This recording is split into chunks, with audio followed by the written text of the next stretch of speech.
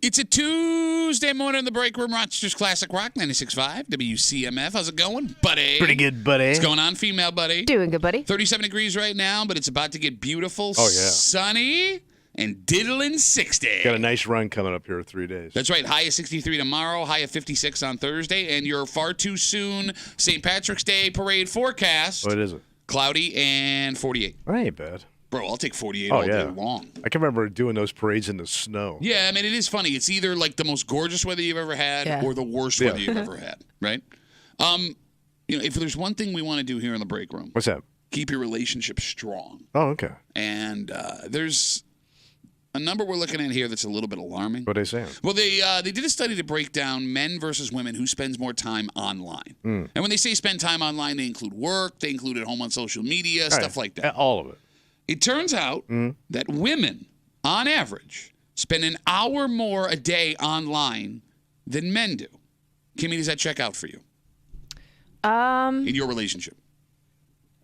I mean, I feel like I'm a bad example because I'm like never on my phone. You know, tell me what's amazing about Kimmy. What's that? You know, like we have all these studies that we always do, right? Like, women spend X or women do this more. And then every single time we turn to Kimmy and we go, hey, does this check out your relationship? No, I'm like the exception. I'm like great. Okay. I'm so cool, man. I don't even need it. It's awesome. You guys should follow. It's great. My husband's so lucky. Am I wrong? I never answer my phone. That doesn't I'm mean never you're not on it. my phone. That doesn't mean you're not on it. You can just see it's me or Tommy or our boss calling and be like, nope. Rarely. I think. I mean, just in my house, no. Okay. No, it's not the case. Just real quick sidebar. I assume you're always holding your phone when I call you and you just choose not to No. answer. I always figure that's with everybody. Because how far are you away from your phone right now? I'm really bad at losing my phone. Mm-hmm. I put it in weird places. Yeah. And then I forget about it for a while. Never seen you lose your phone here, but that's a whole other thing. Tommy, with this study that women on average spend an hour more online a day than men, does that check out in your house? No, but it's only because of this job. Okay. Because I'm constantly on my phone. Yeah, no, if there's one thing you do, you're a monster prepper for what we do here. No, but no. Hey guys, have you ever tried I took you on the bacon stuffed waffle How about covered in peanut butter? Tell me that didn't look delicious. Like Kimmy and I are collecting news stories the night before. Yeah, man, gotta be on my phone prepping. Gotta have something to do the next day. Gotta keep my ear to the ground, bro.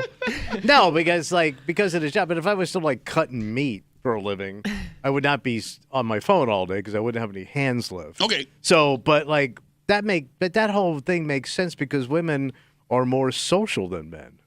Women have more friends than, especially as you age. A lot of women have a network of friends where guys' friends tend to dwindle. So you see this as women cultivating relationships on social media? Absolutely. Like both of my brothers who are in their 70s who have been around for social media are not active at all on social media. Okay. Very little. Both of my sister-in-laws are totally into social media because they stay connected to the kids, the grandkids, their friends, their old coworkers. My brothers are completely gone from social media. I will say I think women spend more time posting on social media, but I don't know if that necessarily means that they're on social media more. So in this study, they rigged something up to these folks' phones to see how long they were using it. So it has nothing to do with what you're seeing. It's what the actual time they were using. Right. But, I mean, look, that's an interesting theory, Tommy, to throw out there. I assume that women were spending more time online, social media specifically, because women enjoy gossip more than men. I think so. Right? Like, I mean, because all Facebook, Twitter, and Instagram is gossip. But guys talk about social media, especially older guys, like they talk about porn. I don't need it, never looked at it. I'm too busy to be on social media. Does that count in this study? What do you mean? Because that may be numbers that have gone unreported. The grandpa porn number? Well, I mean, look, again, like they just... Because guys will figure out the internet real quick. Let's check out strap-on grannies. For God's sake, that's a man. sight, bro. It's 6:04 in the morning. I know. Tell it to Granny. All the strap-on grannies just getting up right now. Oh, they getting up. No, Kimmy. Again, they were measuring it based on the usage of phones. So I would assume pornography would also. But guys just don't even want to admit to it. Like they don't even talk. Like if you ask a guy, I don't have time for that nonsense. And if you knew your phone was hooked up to something, would you go on the site or your computer or whatever? Valid question. I will say this: even if using porn, you don't need more than 5 minutes of porn. Well, you do when you get older because it's more of a ramp up Okay, but I'm saying like than a discharge. if a woman is online an hour longer than men are, no guy is watching an hour of pornography a day. No, it he'd does be not dead. happen. Oh, you'd have a stroke. Right? Yeah. And it's always funny, too, like when you see those videos that are like 45 minutes long. Who's that for? I don't know. Who's watching 45 minutes Yeah. of pornography? I know how this is going to end. Do you think that there are maybe times where like men aren't as consistently on their phone, but the times when they are, it's like you can't take it out of their hand? Like I'm thinking like if you're somebody who is betting on FanDuel or something like that, okay, like yeah. you're probably glued to your phone, especially during like the tournament that's coming up. Okay, so you probably spend hours on your phone. You bring up a great point. The sports betting is a good point. Even what happened yesterday with the NFL. All the trades. Yeah, well, okay. Again, like, why do you always do this? You're the NFL expert on our show. You're the Bills expert. It's not trades. It was free agency. Oh, whatever. They're trading. The guy's going over here. This guy's going there. I call it a trade. No, it's not, they don't call it a trade. Nobody calls it a trade. You got to be so picky. There's a huge difference. He's called it free agency market. It's not a trade. I don't even have time for that kind of crap. I could not get off my phone yesterday, and it sucked. You're gonna miss something. Yes, and I'm constantly refreshing nonstop, and it sucked because my wife had been out of town all weekend, and she got home last night at like 6:00, and I had to be like, I'm holding her, hugging her with like my phone behind her head, like, what are those doing? But just how women socialize, I just think it's completely. They're better at it. Like my wife just took a trip with her sister. Mm-hmm. Okay, she got back. They spent 5 days together. Yesterday. She spent an hour on the phone with her. That blows my mind. An hour. I know. She even said, "Oh my God, I've been on the phone an hour with my sister." I go, I talk to my brothers every week for about 7 seconds. No, I'm with you, man. So, all right, look, I guess that theory isn't a terrible theory from you. Again, new study shows that women on average spend an hour longer on their phone a day than men do. 75% of that online time is spent on their phone. So, is this something we should be alarmed by as husbands, boyfriends? I mean, we wouldn't be alarmed by it. Why? Well, here's why. I mean, you can make the argument this is the addiction to the phone, and there's nothing men could do to pull women away from what they're But I think at. women probably, whatever they're doing on the phone, is far more positive and reinforcing than what men look at on the phone. I don't know. Have you been on Facebook? Seriously, what about social media is positive and reinforcing? I mean, guys are going to go, I want to see how they blew up this tower. What I'm getting at is, are we men just not interesting enough to keep our wives' attention? No, we're not. Okay, is that a problem? Because we don't share anything. We don't talk. We don't communicate. Men have got to be the most boring things on the planet besides paint because we don't talk. I don't come in and share my entire. You don't blow out all your emotions all over the house when you come home. Yeah, right? 45 minutes of emotion movies, blowing it all out. All right, but you don't.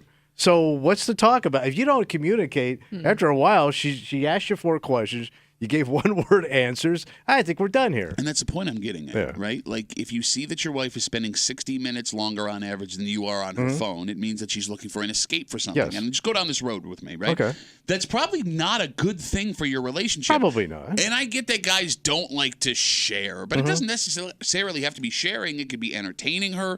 It could be doing an activity. Asking her, how her day was. Yeah, you're right, Kimmy. Like, I mean, is this study something we should look at and go, oh, we need to change our ways? Yes, because I don't know. I feel like people who are really, really addicted to their phone, like it's hard to break them away with just something like conversation. Like it's almost.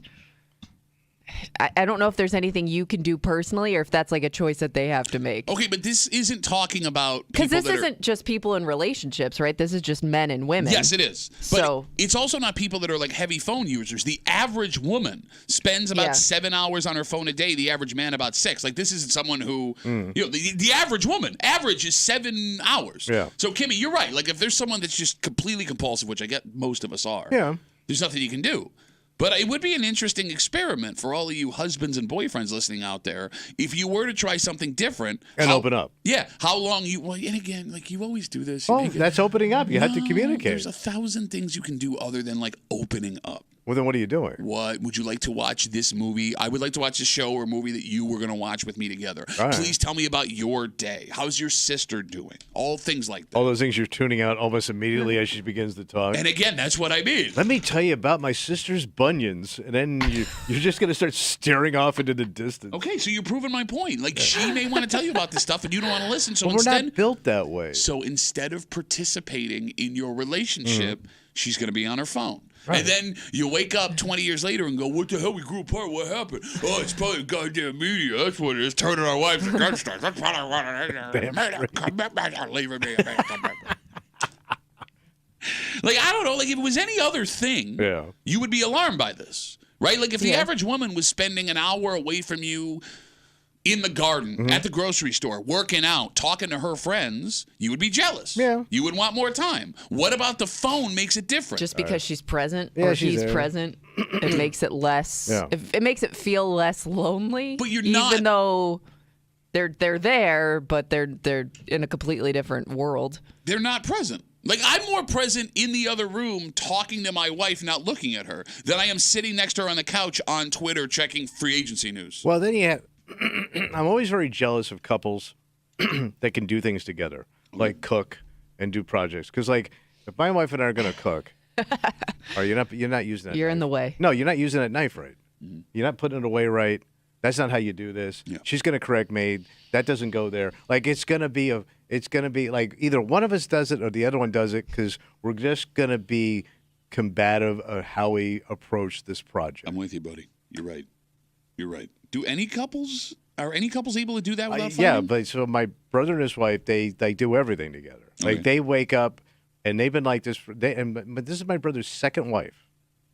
All right, they've been married 35 years. Wow. Yeah, but they wake up, they do everything together. They go to lunch every day. Every day? Every day. Every day. For 35 years, they go out to lunch every Damn. day, and then they do this, they do that, and I'm like, how? I mean, How you do it? my wife is up getting ready for work, so that sounds awesome, and I would love to participate. If I only had the time, I would participate. That sounds wonderful. You would think it'd be healthy to, have your own thing you. every Yes. once, at least Says the occasionally. three worst relationship people in Yes. Rochester. You know what it is? Let me try and say it nicely. I don't want to see your stupid Well, face. I think it's a healthy thing. They have their issues. I mean, but they still do, like, they go to the gym together, right? Yeah. And she works out, and my brother just deadlifts and then walks around the gym. And she goes, "Your brother he says he works out for 2 hours. Yeah. He probably picks those weights up probably for 20 minutes. The rest of the time, Just he's either walking around socializing. or butting in or telling other people how to do things. And she's watching this all from a treadmill. All right, so you're not alarmed by these numbers, neither of you. No, man, you don't start picking up rocks. You're not gonna like what's underneath it. Shut up, man. Just chill. If you're content the way things are, relax. No, but you're content, she's content, then all of a sudden you're content without each other. We've seen that story 1,000 'Cause you times. never know what you're gonna uncover, brother. When you start stirring up the waters, All right. you're gonna get nothing but mud. Counterpoint to that, there are people in their 50s and 60s listening right now, both men and women, who are single and became single recently, and they didn't see it coming. I know. They didn't see it coming. know. And all I'm saying is, your wife ain't with you for that jacket, Crocodile Let me Dundee. just tell you something, buddy. There ain't no cure for life. You're stuck. Shut up. Don't stir up the waters and don't touch them rocks. We got a dynamite old school sayings kind of break room for you this morning here on CMF. It's Tuesday, you know what that means. Oh, it's that favorite news segment. Where they arguing in the hood with Kimmy. Kimmy's got her post on the neighborhood app. She's going to read it out loud. She's going to remove street names and town references. And everyone that can hear us, we're going to listen. Must listen. We're gonna figure out where they whine and just after 9 o'clock. So come on back or stay with us. You got nothing better to do. We're having a good time over here. Your wife's on her phone for an extra hour a day Yeah. anyway, you loser. She want to hear your ass. Also in the 7 o'clock hour, a name we never thought we'd hear again. Yeah, I was kind of shocked. Well, I mean, it's hard to leave in more disgrace than this woman did from her elected It position. was a rough dismount. Right? She was not popular among city residents.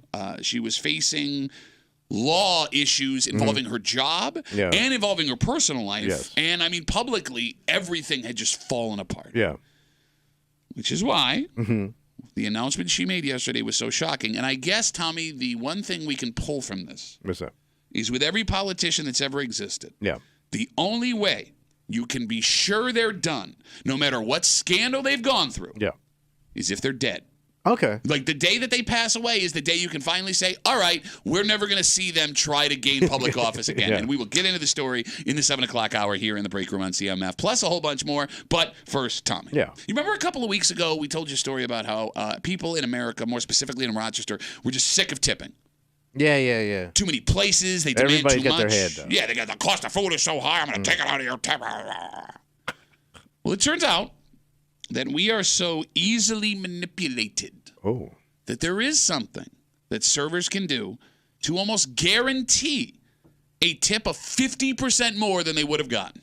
Wait, they can guarantee it. Almost. What's the move? We'll tell you what it is and how easily we go, okay, here's some more money. Next to the break room on 96.5 WCMF.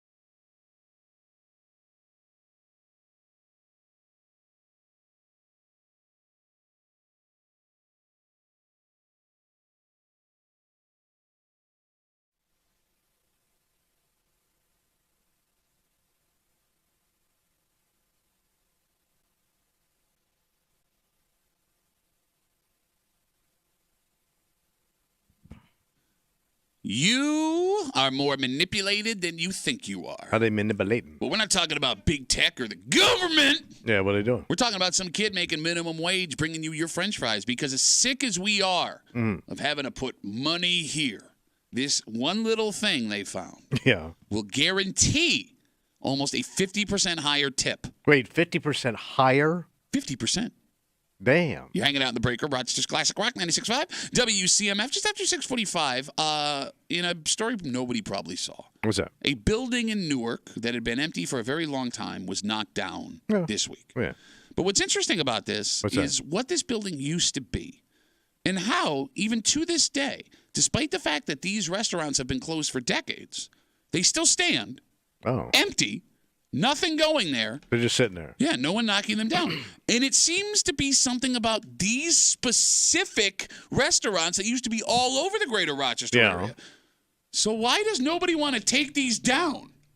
Oh. We'll get to it just after 6:45 here in the break room on CMF. We are getting tricked into tipping more with a smile. So what's the scamola? Well, see, here's the thing. It's not a smile on the face of the waiter or waitress. A study published last month shows that restaurant staff who drew a smiley face on the check when they dropped it off were tipped, on average, 11% more than waiters and waitresses who did not. Damn. Okay. Let me say that again. 11% more on average. That's over 50% of what you're supposed to tip at dinner more. Yeah. Just from putting that smiley face. Damn. And what's even funnier, Gotta be chumps.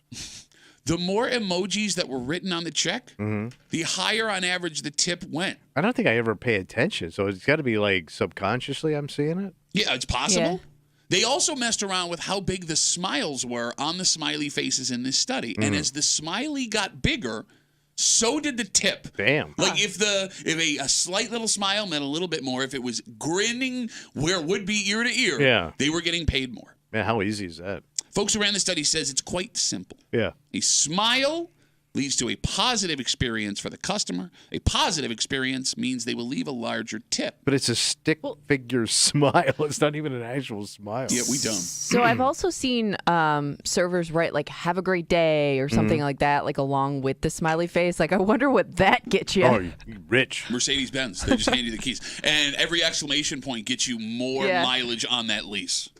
So it's just put a little positive spin on the bill. But, like, it doesn't get more little positive than a smiley face. Yeah, it's base. Because there's the thing. That smiley face is also going right next to the money that you just spent. That's probably more than you're used to spending going out to a restaurant, right, based on the way prices have gone up. True. Yeah, despite all that, the tiny little smiley face makes you tip more.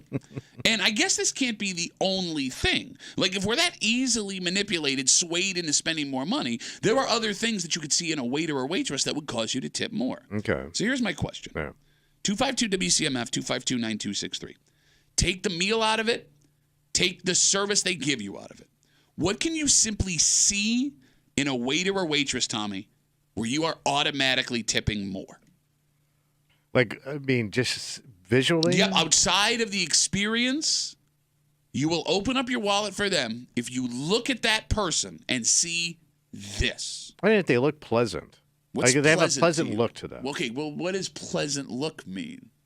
I don't mean attractive. Just like their demeanor, how they put things on your plate. Okay. How their body language, I think, plays a lot into it. Okay, so if you feel they're a kind person, you're going to tip them more. Yeah, they don't seem rushed. Like they're just blowing past you just to get things done. Oh, that was the most old man statement of all. I want my waiter or waitress to take my time. You know, there was a time in this country where we... Take your time, but not too much time. I want my sausage and biscuits with a side of conversation. Yes. So yeah, if I don't feel like you're rushing me through the joint. Okay. Or like I'm an afterthought. Okay. Kimmy, what do you see in a waiter or waitress, food out of it, service out of it, that will automatically mean a bigger tip? This could be something that they could completely be faking, but if it looks like they're genuinely enjoying their job, Okay. I feel like that puts everybody in a better mood. They have fun being a waiter or waitress. Not even fun, but just like, because I've seen people, you could just tell that they're having a bad day. Okay. And not necessarily that you're going to tip less if they're having a bad day, but if they're upbeat, welcoming, things like that, I think that helps. I hate that person. I hate him so much. I hate Because look, man, What do you want?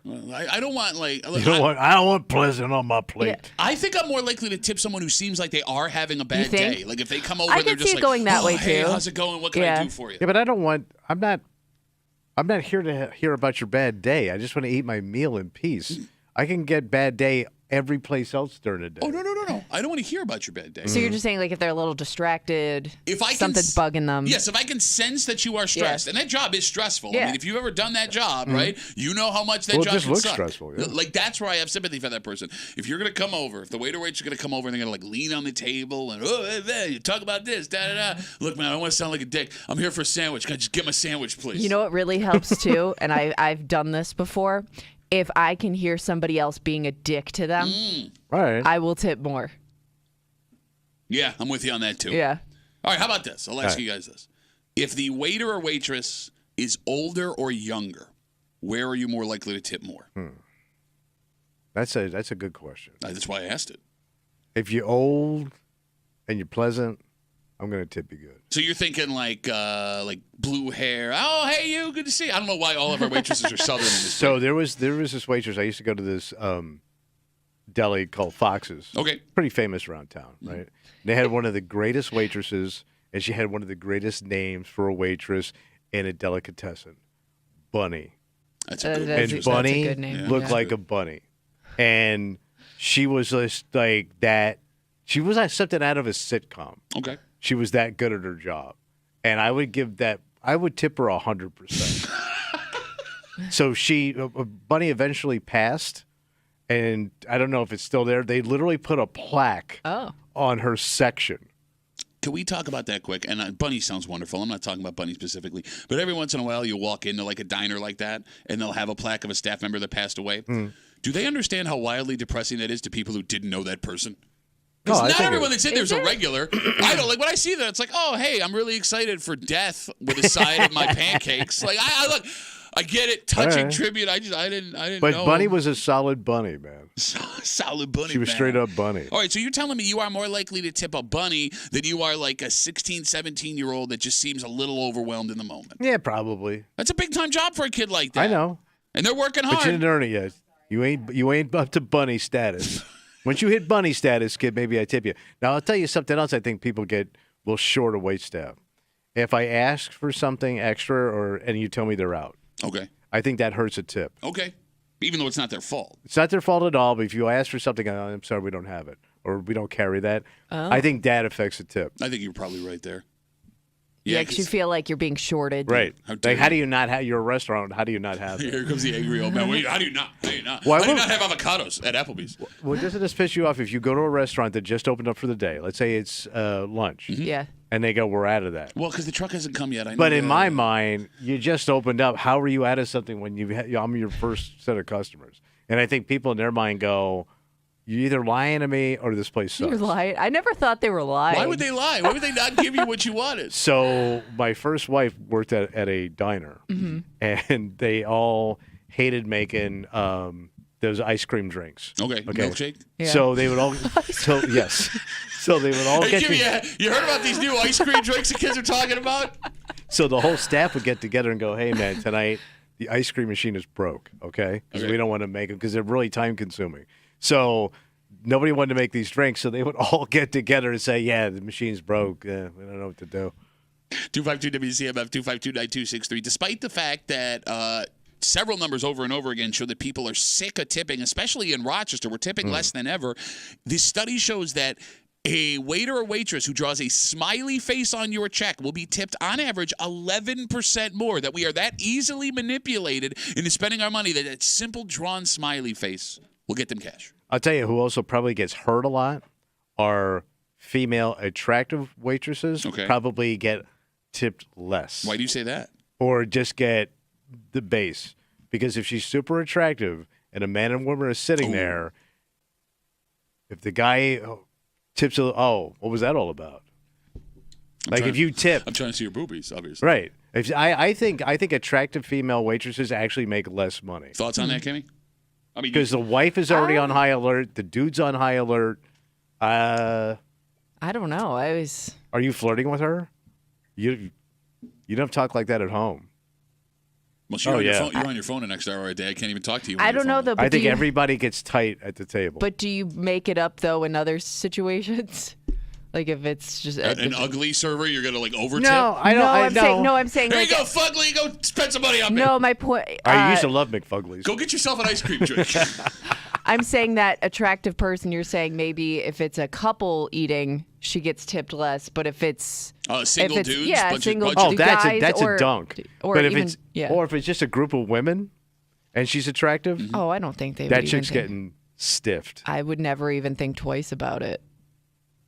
Yeah, but you're you, man. You're Well, weird. But why would they you're care if it's a group of women sitting around? Why would they care? Because she's attractive and it's pissing them off, and they're But jealous. and she's it's gonna also be... serving you food. I get it, man, but it's not the You way have it the goes. lowest opinion I know, of women and I what know. they think That's of not a other low women. opinion. It's human nature, No, man.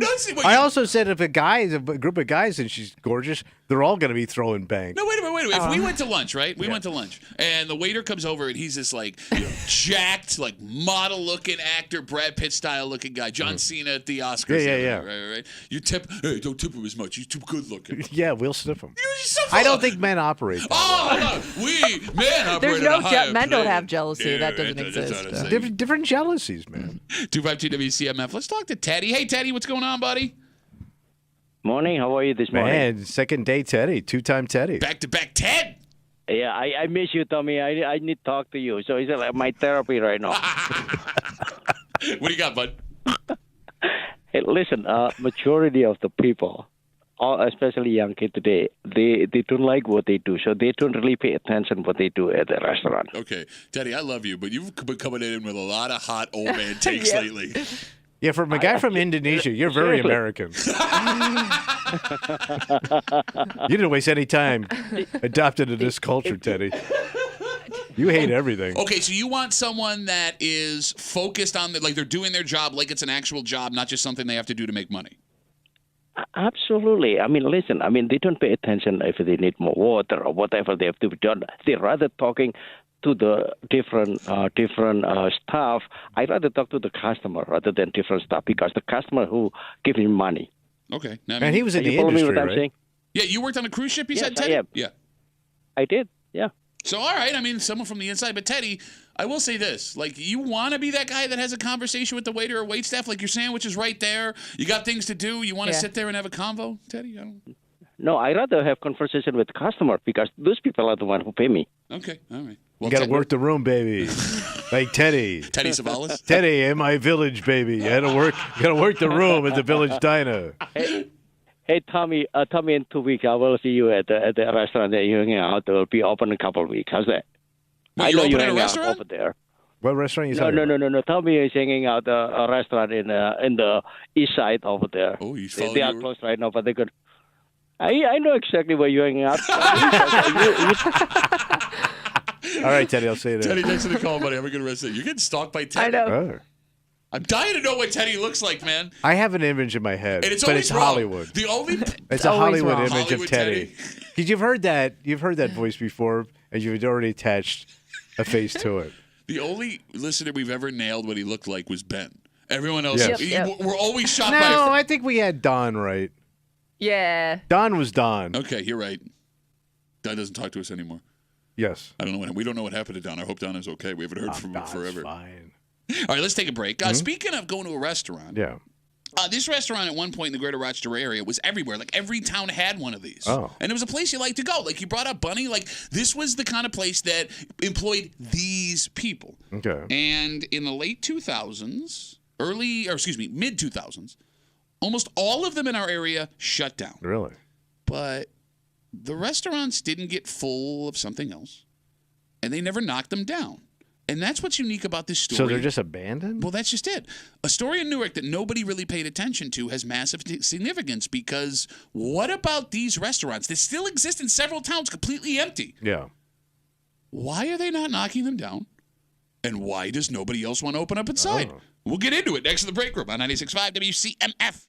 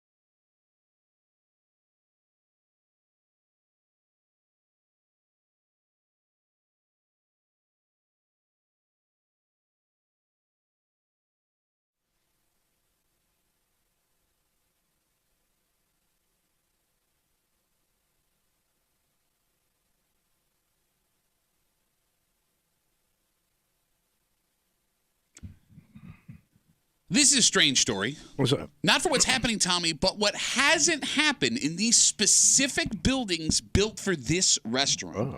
Because with this one coming down, you may start to realize the odds it becomes something else, if it's still up in your town, are very slim. Oh. You're hanging out in the break room. It's just classic rock 96.5. WCMF just after 7 o'clock this morning. St. Patrick's Day this weekend. Yo, it's your high holiday, buddy. It is. Parade on Saturday. And here's the thing, man. When it comes to going out and having fun and doing all the rigmarole, right? Yeah. Everybody is welcome. Everybody is welcome. You should come out and enjoy because Irish folks are very friendly folks.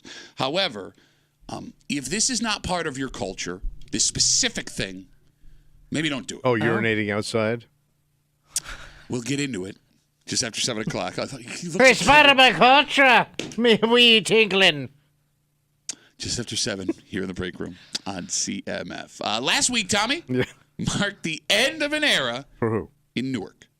The old Perkins restaurant Oh, God, yeah. was finally knocked down. And it was knocked down after being empty for exactly 25 years. Wait, nothing else went in it? As far as I know, and the phone number is 252-WCMF, 252-9263, the empty restaurant just sat there, nothing else inside for 2 decades. Now, we're not Newark people, so I'm not entirely sure, but that's the way the story read.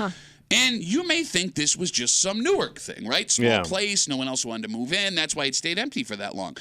But you'd be wrong. Come with me, Tommy. Where are we going? Back towards the greater Rochester area. Town of Gates, Chi-Li Ave and Brooks Ave. As we speak, there sits a Perkins that closed in the mid-2000s. And if I'm not mistaken, it is still there, looking just like a Perkins. And unless I am wrong, which I don't think I am because that's my hometown, is right around where I grew up. Yeah. That building has also sat vacant for 20 years. Wow. And we're still not done.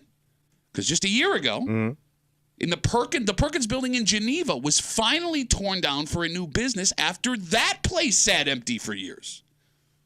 Why do people not want to open up new businesses in a Perkins? Well, yeah, and I'm surprised that it didn't just become like a different diner because the Perkins in Greece, that one I think it was on Ridge Road, it became a Denny's. Okay, so fun and fact. then they opened another Perkins like later.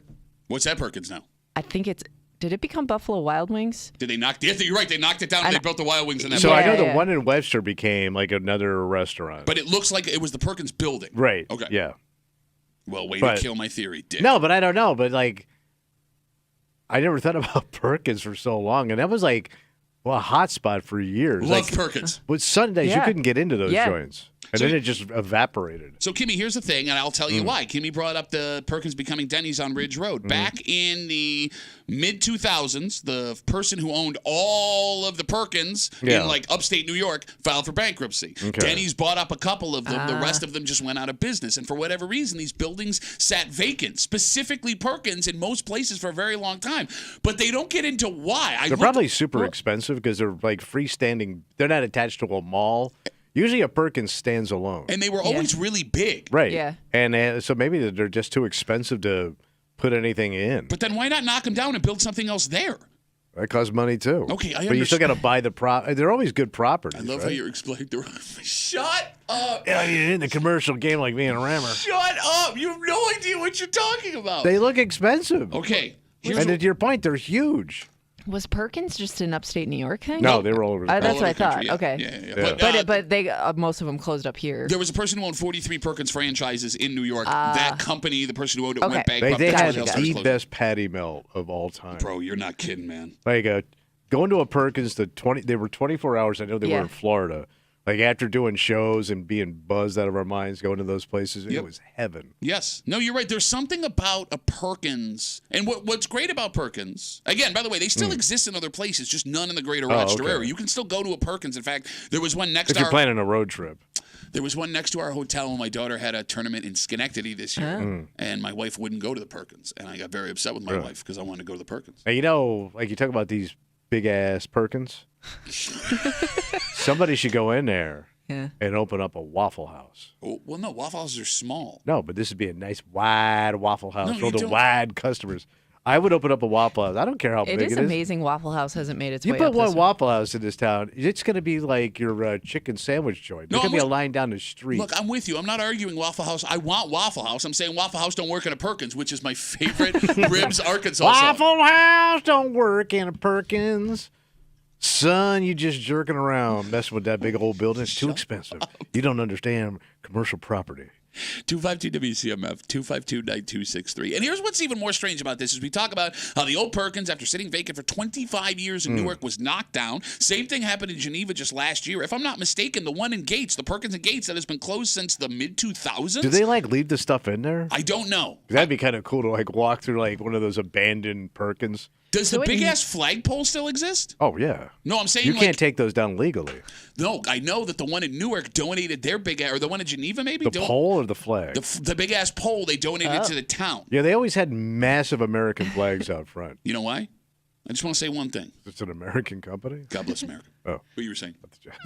So the one in Gates nobody ever tried to take it over? No, not that I can recall. I don't think there was ever anything else in it. And I love that Perkins because when I was in high school, it was walking distance. Man, that had to be too rich for your busted-ass blood. F you, man. Perkins? What? Y'all didn't have Perkins money. I know that family. y'all didn't have Perkins money is my second favorite Rips Arkansas song.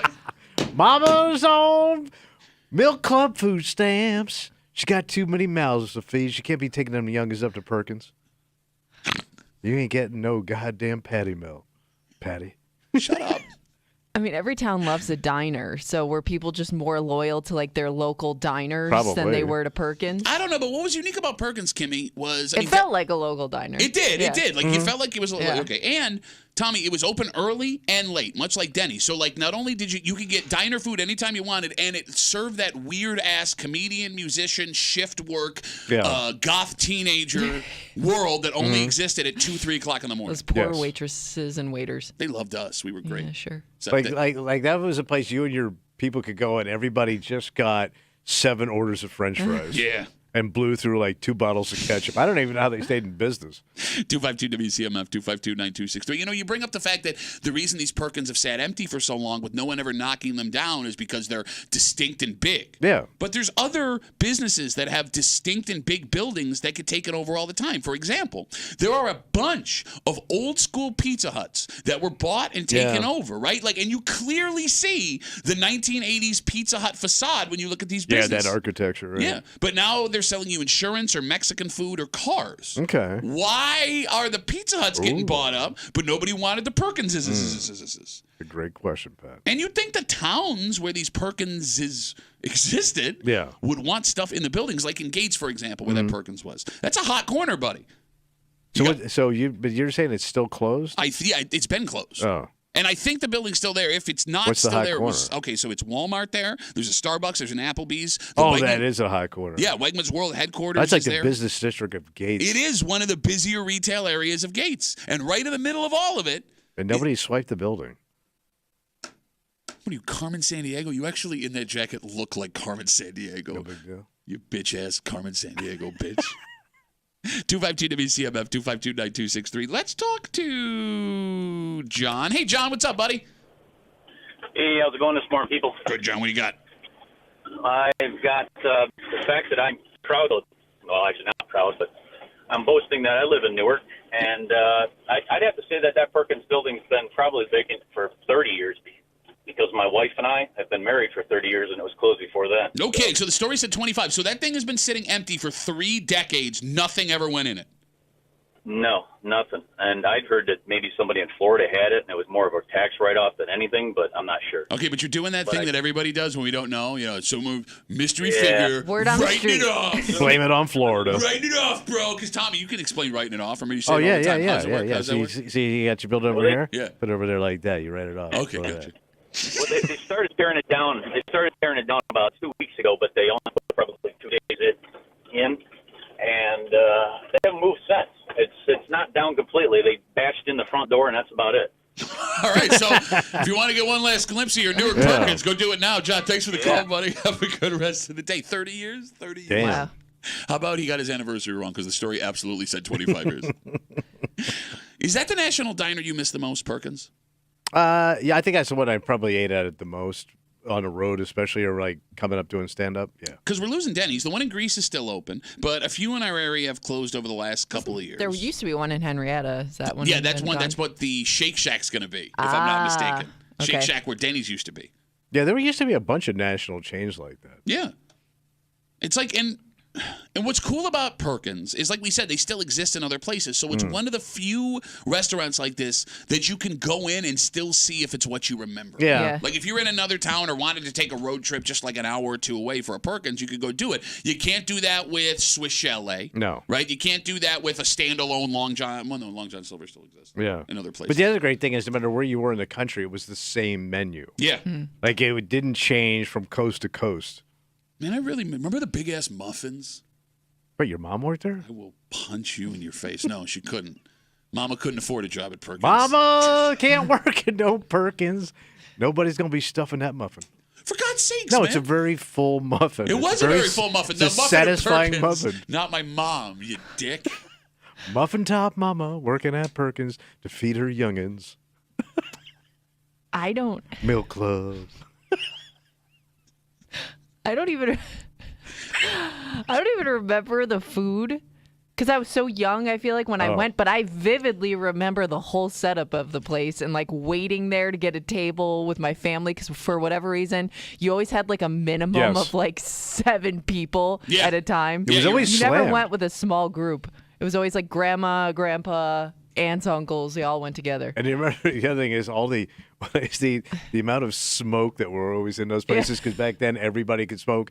It was a late night, so it was just burnouts, chain smokers, and alcoholic losers. When we were kings, baby. Oh yeah. When we were kings. All right, let's take a break. If you want to get your party on and there is no Perkins in your area, What do I do? well, it's St. Patrick's Day this week. Oh, laddie. You got the parade on Saturday. Sure. You got the actual day on Sunday. And here's the thing, man. Everybody's welcome. Come on out. Have a couple of drinks. Put on a green T-shirt. It's fun, right? Yeah, Big old party. Yeah, they do. There are those that say everybody's a little Irish on St. Patrick's Day. I disagree, but that's fine. You can believe that. However, there's a little drama going on at work. What work? Here. What work? What work? The We place have work. Irish Day St. Patrick drama. Look, man. Look. What's the drama? I don't want to kill anybody's fun. I don't want to be that guy. No. But if this isn't part of your culture, maybe asking someone to wear one of theirs Oh. is a bad idea. Okay. We'll get into it next to the break room on 96.5 WCMF.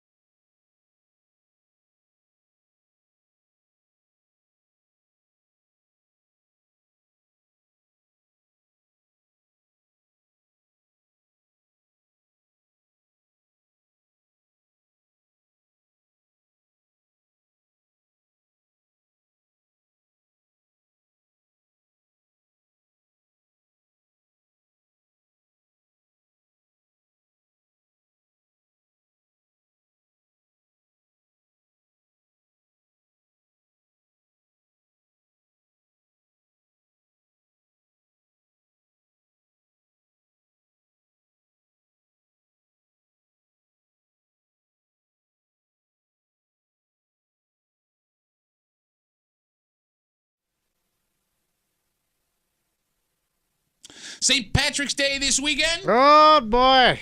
Yeah, so excited. Is that Irish? Because you're getting Asian on me a little bit. Oh, well, there was a lot of influences that passed through Ireland. Some Scottish thrown in there too. Yeah, and the Scots, yeah. So the parade goes down on Saturday. The actual holiday is on Sunday, and it's a time of year where folks like to say everyone is a little bit Irish. Yeah. And look, all are welcome, man. Come on down, have a good time. That is, unless you want to be this guy. Who's that? You hanging out in the break room, Rochester's Classic Rock 96.5. WCMF, just after 7:25, 7:30. The way that this woman left office, God, like 2 years ago now? Gotta be, yeah. You would have thought we'd never hear from her ever again. Yeah. Like, you could not have left in a more I would uncomfortable have thought way. she left town. Right? I mean, Yeah. Kitty, her personal life had been uprooted, her I professional would've. life. She was facing charges, Yeah. right? Mm-hmm. Now that that's all settled, she's decided she's going to take another run at public office. All right. And we'll tell you who we're talking about and what her plans are just after 7:30 here in the break room on CMF. You guys hitting the St. Patrick's Day Parade Saturday? Oh, no. Doesn't go by my house. You think it's amateur hour. It is amateur hour. I've been down there. I've It's been nothing a down bunch there. of. I've been It's a there. bunch of It's a bunch jackasses. You were saying, I'm sorry. It's a bunch of jackasses. Kimmy, you going down on Saturday? What do you think? I would love to. Queen of the Booze is showing up. Queen of the Booze. I would love to, but I am working on Saturday. Oh, right. The right. RIT game. So Go Tigers. Go Yes. Tigers. So I'll be down there. We go every year with the family. Yeah. All right. And Meeting your up, crew. Getting after it before we meet up with the family. Yeah, kilt and all, doing that thing. And that's where the issue starts. What's the problem? So one of our coworkers, Moose, he works down on PXY. Yeah. He is aware that I own multiple kilts. Yeah. yeah. Oh, And- you have multiple. Well, yeah, I have. I'll explain in a second. So the other day, he pulls me aside and Yeah. he goes, "Hey, man, could I borrow one of your kilts to wear on Saturday?" Now, I don't know if he's got like an appearance. Yeah. I don't he's know if doing he this just- for. Well, the PXY, the kids show. Who knows? He could just be going PXY, the kid show, as he waits. Yeah, they want to go out there. They want a jackass out there on the street. He could just be going out with his buddies and wants to look festive. And I got a problem. What's that? Okay. Well, the only kilt you probably have is like a big boy kilt. Well, no, right? actually, I know. You got your skinny boy kilt and you got your big boy I kilt. got two skinny boy kilts. My big boy kilt now belongs to my brother Ryan. But, okay, first of all, Tommy, these kilts mean something to me. They're not like party costumes. Oh, really? Why are you making me? What's that face? I just thought you bought them as a joke. No, you idiot! They're like authentic Well, wool I mean, kilts they made are- in Europe. They are. I mean, they're special to you, but you also like to party in them. Well, no, I'm okay. The most of the time when you're wearing that kilt, you're in party mode. Not true. How often are you? You're never around me when I'm in my kilt. You only How see me on St. often? Patrick's Day. How often are you in your kilt? Well, there are weddings you wear them to. There are events you wear them to. Like I But wear you're the still kilt. partying. No, okay. All One right, of so them they mean a lot to you and your Irish heritage. One of my kilts is the Irish national kilt. That's the one you normally wear to like parties and things Okay. like that. The other one is That's the one they usually surrender in. The other one is says the Italian. The Says- Italians. Yeah. With the Roman Empire. Yeah. How about after that? Well, we Yeah, took a got break. there's that other part we don't talk about all that much, do we, huh? Gladiators. The other one, Kimmy, is my county court kilt. That's the pattern where my family's from, and that's Okay. the That's one when you I go wear. to Your DWI personal- court. That's the one I wear to like weddings and formal All right. events. It's They call personalized for to kilts. you and your family. All right, so what got your kilt in a knot? Well, I feel a little weird just handing them over to a guy who's going to be goofy Kilt and in a use them for bunch. like pictures. Well, that's what you're gonna do in it. No, I wear it because it just feels. It's a cultural thing. I know, but you're also just gonna go down there and have fun. It's not a religious ceremony on Saturday. No, I understand, but it's part of my culture. So you told him no. Well, okay, yes, I did, and he got like weird about it. I don't know. You're treating it kind of like it's like religion. Well, it's not religion. It's part of my. It's cultural. I mean, All right, it means all something to me. I mean, like with all due respect to Moose, his last name's Musamechi. I don't know what part of Ireland that's from, right? Like, I mean, He's an Italian boy. Yeah, big. Yeah. Look at the kid. 5'6".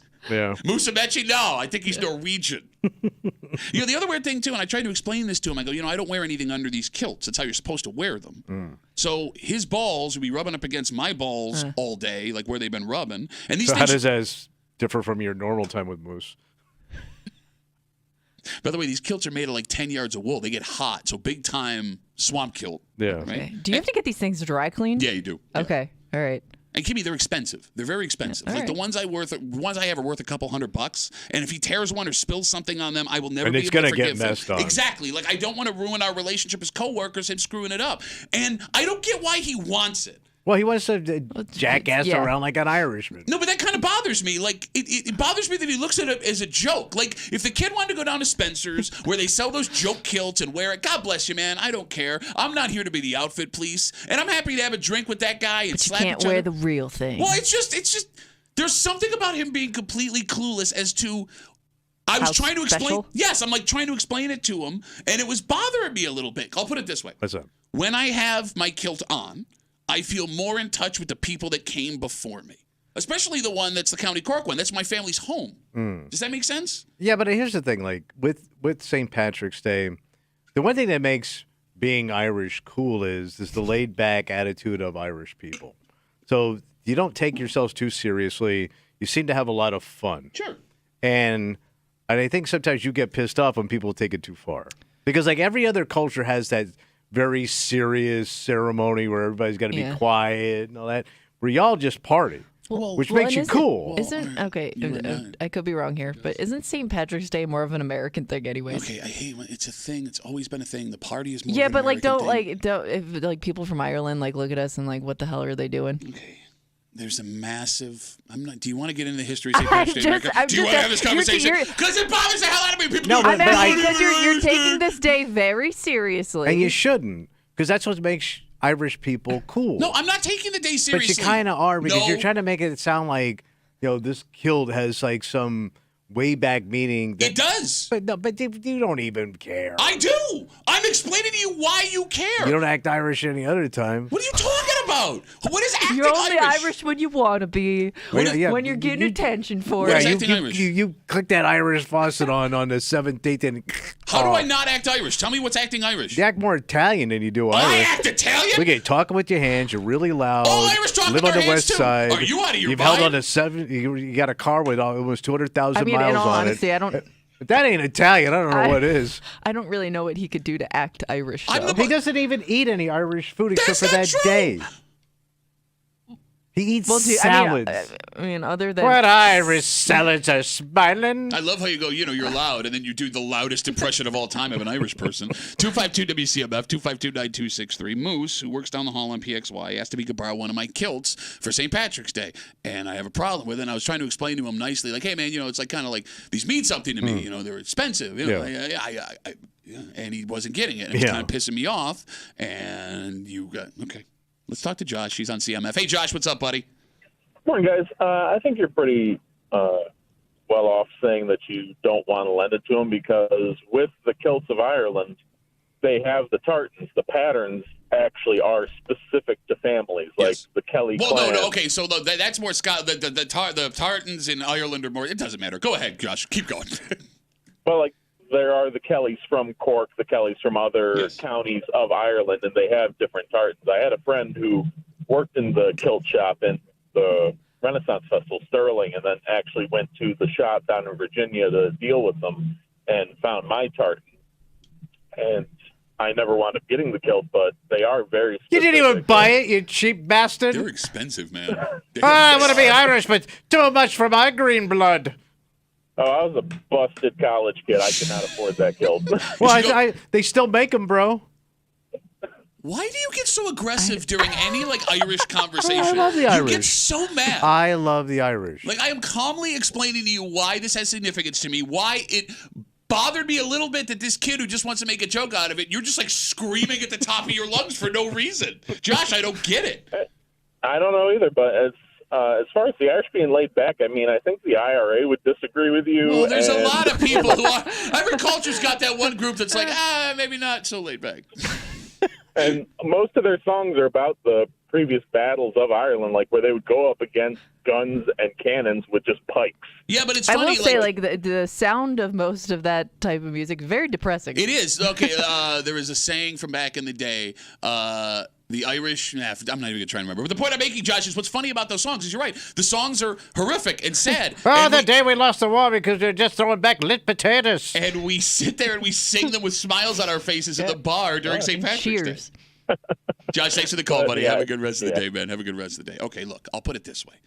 With our coworker Moose, who is trying to borrow one of my kilts. Oh, Moosey boy, your balls are stinking in my kilt. Doesn't my even work for the song. family kilt. Doesn't even work for the song. We are getting a bunch of tweets saying that's gross. They have a problem with it because they think it's weird that somebody would want to share a kilt. Yeah, I don't Period. get it. And I explained this to him, and he didn't. Kilt he was like, bro. Okay.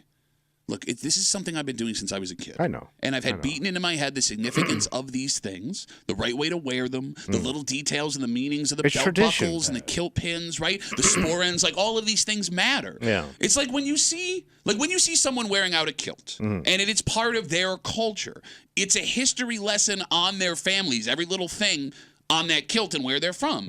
And he just wants to wear mine so he can get funny Instagram pictures. Well, he wants to do it as a costume. That's what I'm saying. Yeah. My culture is not your costume. But everybody's culture is somebody else's costume. Oh, really? Really? So you have no problem with the kilt on St. Patrick's Day? For a non-Irish person? No, I'm all in. So on Cinco de Mayo, you're going to put on a fake mustache and a sombrero? People do. They hand them out at the bar. I asked you. I might. Would you? I would put on a Mexican hat and enjoy in the festivities. You would not. You would don't not. wear hats. You coward ass bitch. You coward ass bitch. Now I'm not a Mexican. I don't know. Like, don't you try to be conscious of other people's, like, heritage and not make a joke out of it? It is weird how it does happen, like with Cinco de Mayo. It is uncomfortable how many non-Mexican folks will go to the bar, put on a sombrero, a fake mustache, And take a picture. yeah, for margarita specials. And it's a holiday you don't even really understand. No. Right? No. Like, I don't. I'm still pretty vague on it. Everyone thinks it's Mexican Independence Day, and I'll be straight up with you. I'm naive as to what it actually is, but is that the only one? Like St. Patrick's Day and Cinco de Mayo, where like people like just jump on other folks' cultures? Can you think of Not where it's like a party like that.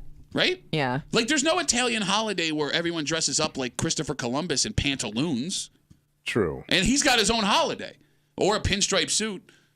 Yeah. You know what I mean? I've never seen anyone not German go out and get like lederhosen for Oktoberfest. I wouldn't even know where to Oh, get that. Oktoberfest would be yeah, one. but that's- Oktoberfest would be enough because it's a party. But like, have you seen non-German people get like You don't think some lederhosen? guy would put that Yeah, stuff on I as a could see joke? that. I Where could would you see get that. it? You could I don't know. Lederhosen store. I love. Oh, let me.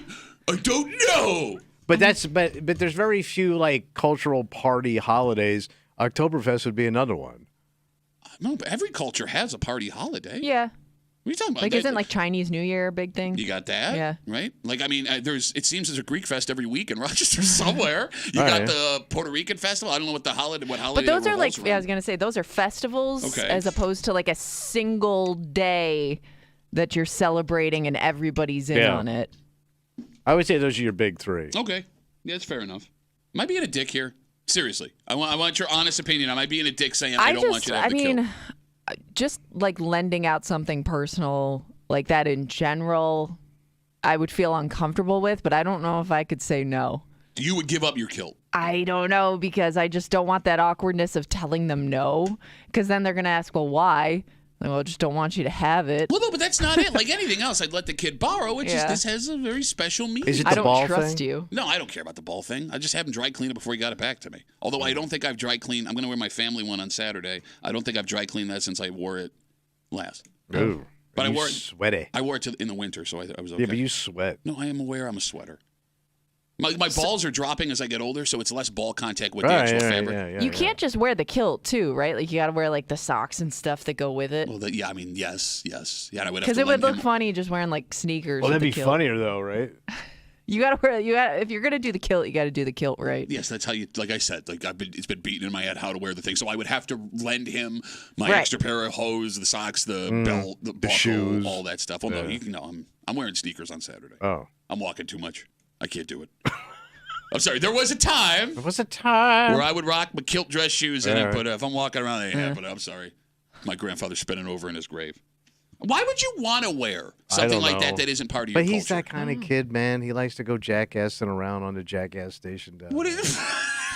He's always been that kid. No, but like, look, I 100% understand taking pride in where your people come from, right? Like I do it with St. Patrick's Day. Same thing with Oktoberfest. If you want to put on one of those hats and lederhosen, that looks awesome. It does put you in contact, makes you feel like, You're immersed in the culture. Yes, exactly. I just couldn't imagine, like, if there was an Italian holiday, why I would want to, like, dress up. Why? I wouldn't want to put on lederhosen for Oktoberfest. I don't get the draw to it. I guess because the Irish one, it's a party. Yeah, they're all parties. Oktoberfest, you don't sit around and light a candle. But this is a big city party. It is.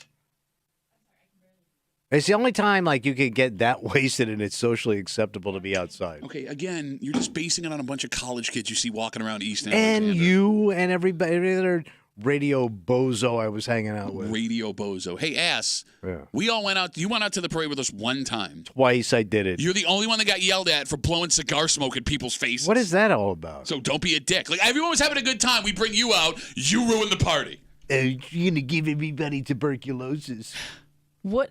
What? That's what she said to me. She did not say tuberculosis. She said tuberculosis. How drunk were you? Pretty drunk. Is it worse to be the guy that wants to go so hard with the theme, like it sounds like Moose wants to do, or worse to be the guy like Tommy that refuses to even wear green on that day? No, I'm fine with someone going out not wearing green. Okay. Like I'm going to say the first one. Like the guy that's like overselling it is worse. Because I mean, we love a good theme. I mean, yeah, it wouldn't kill you to put on like a green shirt. It's not my religion. It's not my culture. It's a culture, not religion. But you're arguing. Okay, fine. And then I like Irish people. It looks like I would love to go to Ireland. It looks like a lot of fun. Yeah. As a matter of fact, I probably drink. I drink very Irish. Wow, do you? I do. I drink Jameson whiskey and I love Guinness. And I probably indulge in that every weekend. Yeah, no, just keep reinforcing negative stereotypes. I'm That's a way Tommy to endear Irish. yourself to the Irish. Yeah, Tommy Irish, happy. I got the accent down. yeah, you nailed it. Everyone I'm thinks short. So. 252 WC. The Irish are not short. I thought leprechauns are short. Yeah, leprechauns are short. Well, that's Irish. Okay. Aren't 252. they like your Irish angels? Yeah, the Irish Angels. I thought a leprechaun was an angel. Worst 1970s Irish television show. 252 WCMF. I will take one more call. Again, Moose, who works down on PXY, asked to borrow one of my kilts. I didn't feel comfortable lending it to him. One, because it's like a cultural thing. Two, because it's very personal with like the family stuff. Yeah. Three, because my balls are all rubbing all up on it all the time. And he doesn't get it. He doesn't understand. And it's kind of bothered me a little bit. Chuck's got the last word on CMF. Hey, Chucky, what's up, buddy? Hey, what's up, man? I just want you to wear. I want you to wear your cowboy boots with your. Oh, you should.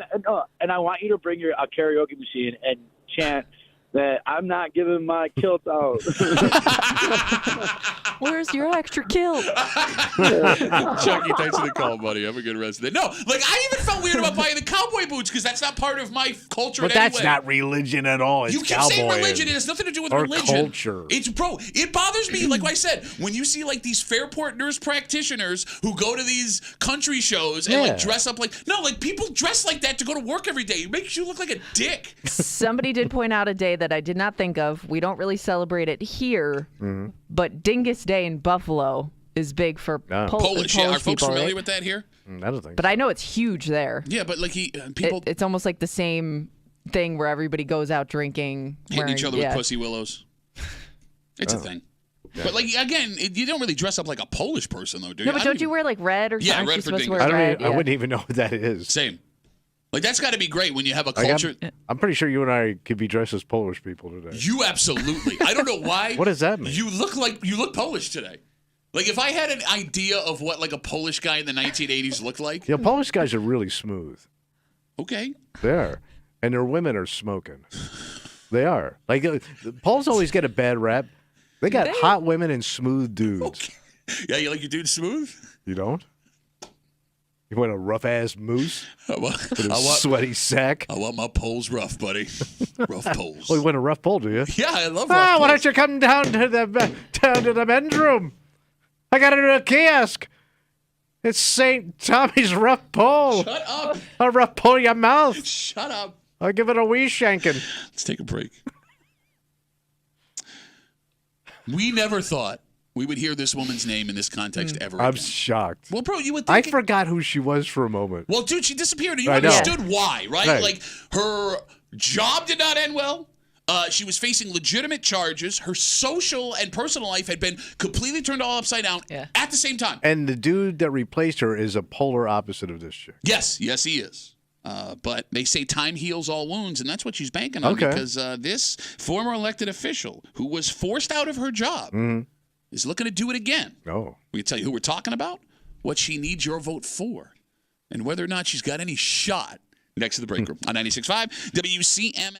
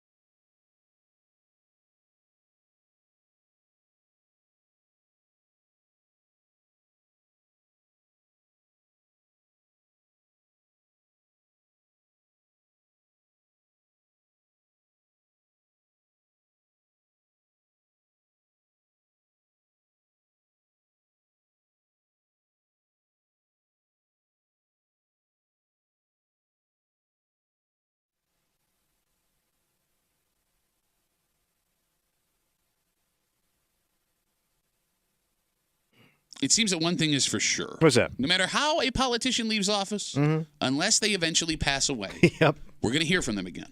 Because yesterday, a big-time Rochester name that was forced out of her gig by order of a judge has decided she's getting back into public office. Getting in the game. You're hanging out in the break room, Rochester's Classic Rock 96.5, WCMF. Just after 7:45, big day in the NFL yesterday. A lot of, what'd you call it? I said there was trades and you scolded me. It's free agency time, and yesterday started the legal tampering period. Oh. But the Bills brought back 2 of their own. Okay. And we now know where some former Bills are going to end up. And in fact, one game next year on the calendar will be circled big time in red ink. Oh, boy. And we'll get to it just after 7:45 here in the break room on CMF. The last time we heard from former Mayor Lovely Warren, things were not good for her. So the big story that everyone was paying attention to was the cocaine trafficking ring that her estranged husband was facing charges with while she was serving as mayor. And it was kind of operating in her house. Yes, authorities say there was cocaine in her family home. Right. He ended up pleading guilty to conspiracy charges. He was sentenced to 32 months in prison. But that story is not what ended her run as mayor, despite what your memory may serve. She lost the Democratic primary to now Mayor Malik Evans. Yeah. But as that was happening, she was facing campaign finance charges. And as part of a plea deal in that case, she resigned from the office of mayor with a month to go in her term. Remember, there was that weird spot where she Somebody resigned. else took over for a bit. Yeah, there was a guy there for like a month or two. Oh, yeah, I forgot about that guy. And then Malik Evans took over. And she would go on to leave a private life, and we'd never, ever hear from Lovely Warren again. Until this week. Not so fast, buddy yet. Buddy yet. Lovely Warren announced yesterday. What's she doing? She's going to run for city court judge. Okay. Now, Lovely Warren's a lawyer by trade, and she announced in a statement on social media that after talking with her family, she will start collecting signatures to get on the ballot, and we would assume run in the Democratic primary for this position. Now, I'm paraphrasing her statement. Yeah. But she said she made her mistakes. She did things she regrets, but she is a better person now. All right. So buckle up, baby! She's back! Thoughts in the room? Thoughts? I was shocked. Yeah. I figured she was never have a shot at politics again. Okay. So it's Well, not nor would I wouldn't even think she would want to get back into that game again, just based on the way everything went down. The stress of all of that combined. I don't know how you feel about her politically or personally. Sure. Why she would want to do that again? Because all this baggage is just going to get shoved back in her face. I mean, look, man. And they're going to. There's being publicly embarrassed, and then there was being publicly embarrassed the way that she was all at the same time. Yeah. Like in this case with Lovely Warren, you had scandals involving her personal life and her work life all at the same time. And now you also want to be a judge on top of that. Well, I mean, she's a lawyer. Right, but like most people's idea of a judge doesn't carry that baggage with it. Okay, yeah, but I mean, now look, I'm not defending the woman, but you know what I'm saying. I'm just saying public. Look, how many stories have we done? Oh, I understand. How many stories have we done? We are notorious in the greater Rochester area, Western New York, upstate New York, for having the most insane judges. Wacky judges. Bro, we've done 100 of them in 10 years, right? Maybe she'll fit right in. I don't know. Well, that's if she gets Maybe selected. she'll be like the best judge. I don't know, but like to your point, I guess can't imagine. But then again, so many of these politicians around the country have been like on both sides. They'll just get pantsed, and they come back for more. So let's talk about that. Do they think that by doing that they're going to save the reputation, or is it just straight ego power, and you can't stay away from it? I think that power and ego is so intoxicating, and I'm always surprised at how many times they win. Yeah. So let's walk down that road because, people see this with Lovely Warren yesterday and they are shocked by it. But you shouldn't be because, like you said, Tommy, unless that politician passes away, one thing is for sure. Yep. They'll eventually be back. And They're bugs. This story with Lovely Warren is just one of a million we can talk about. Do we all remember Judge Leticia Estacio? Yeah. That was a hell of a run. That was a big run. Illegal and inappropriate stuff. She finally gets removed from her job by that mystery panel of state judges, and she attempted to run for city court judge just a little while later. There's one that's happening right now downstate. Congressman George Santos was removed just a few months ago from Congress for a list of things we don't have even close to the time to get into. And you want to talk about embarrassing publicly, that's an understatement. Yeah, they walked him out the front door like he was getting fired from paychecks. He announced last week, just 3 months after being removed from the House, he will be running for Congress again. By the way, he will be doing that while facing a federal trial on September 23rd for federal charges. So that'll keep him busy. Yes. And then you have former Governor Cuomo, who looked into a bid to get back in the governor's office. Didn't he also was thinking about running for the mayor of New York? All of these things. Remember, he started running campaign commercials for nothing. Yeah. He was just commercials for himself. Yeah. I remember Anthony Weiner tried to run for mayor of New York, too. Yes, he did. And then that only got shut down because they caught him in another scandal. Yeah. And he kept his job after the first scandal. Like, you're right. It doesn't matter what political party you belong to. It doesn't matter what your job is. It seems like most of these folks who leave in disgrace, the idea is get out of the public eye for a little while, then jump back in with guns a-blazing. Because you have your fans. The worst politician has their fans. Which is weird. Yeah. You know? Like, you're all in. I don't know, man. Should you be a fan of a politician? But it is. It's a popularity contest. I could understand being loyal to a politician that's, lost their job due to scandal if, like, they've done something personally for you. Okay. Mm-hmm. Yes. You know what I mean? Which we do hear a lot of the times. People come to the defense because... well, I was involved in something that personally affected me, and this helped me out, and I can understand, still wanting that person around if you feel like it's benefiting you. Okay, that's an interesting thought. You're not wrong there. But, for the folks that didn't have, personal interactions with these people, again, we're talking about former Mayor Lovely Warren, left office in a crazy way, both personally, professionally. She announced yesterday she's going to run for city court judge. She's going to try and collect signatures, and we assume run on the Democratic primary for that. Yeah. She's back. Oh, yeah. She's back. Let's go to the phones. 252-WCMF, 252-9263. Let's talk to Austin. Hey, Austin, what's up, buddy? Hey, guys. How's it going? Good, man. What you got? So, a few years ago, I tweeted both you and Kimmy that I saw Lovely Warren at Amazon the day after she was kicked out of office. Do you remember that? No, but ever since you did, we've been asking, hey, where's Austin? What's he up to now every time you're not around? She worked at Amazon for about a year and a half, and the first week she was there, I asked her what her future plans were. She told me that she was going to practice law again, so I think she's been working on this longer than you guys think. Okay, well, look, it's possible that she had a plan from the beginning. It's also possible she wanted to go back into law, and then when she got back into law, she saw something or got the bug about. I don't know, Austin. Who knows what's going on in the woman's head? Right. She was a pleasure to work with. She also told me don't believe everything that you hear, so take that for what you will. Otherwise, I think I wasn't a fan of her until I met her, and she actually turned my mind around. So. Well, and that's the other interesting part about this, So right? you're on the lovely train already, bro. He's in, man. I am. He's running her campaign. I am on my own train. I am not on any train, sir. No, but Austin, you bring up a good point, right? We have these idea of what these politicians are based on what we see in the news, right? And what they believe in and what you believe in and all this stuff. But you do bring up a good point. They are people, and you can't be sure that despite the differences you have in beliefs, that if you got caught in a room with them, you wouldn't like them as a human being. Yeah, they can be charming. Right. Austin, yeah, she was really nice. I was able to handle her, able to talk her down when she got mad at her drivers. I was able to basically work with her with no problem. So. Austin, thanks for the call, buddy. I really appreciate it. Yep. All right, take care. No, because there's a couple of people I knew growing up just because of the job my dad had. Who your ran old for dad office. was kind of a glad-handed politician. Kind of a glad-hander. He should run. He's bro. Mr. Glad-hand. He had an endorsement with the garbage bag company. They literally wrapped his hand in garbage bags.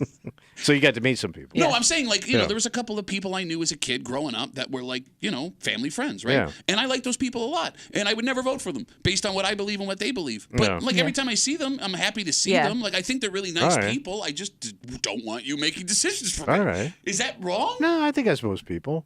Right? I don't know. I don't know how many people know the folks that they vote for. Well, and I also feel like these, a lot of people they're celebrities at a local level. They are. So, you'll meet somebody who's probably had an interaction with them or know somebody who's had an interaction with them. So good or bad, it's pretty easy, I think, to sway your decision or just how you feel about that person. Okay. Based on somebody else's experience.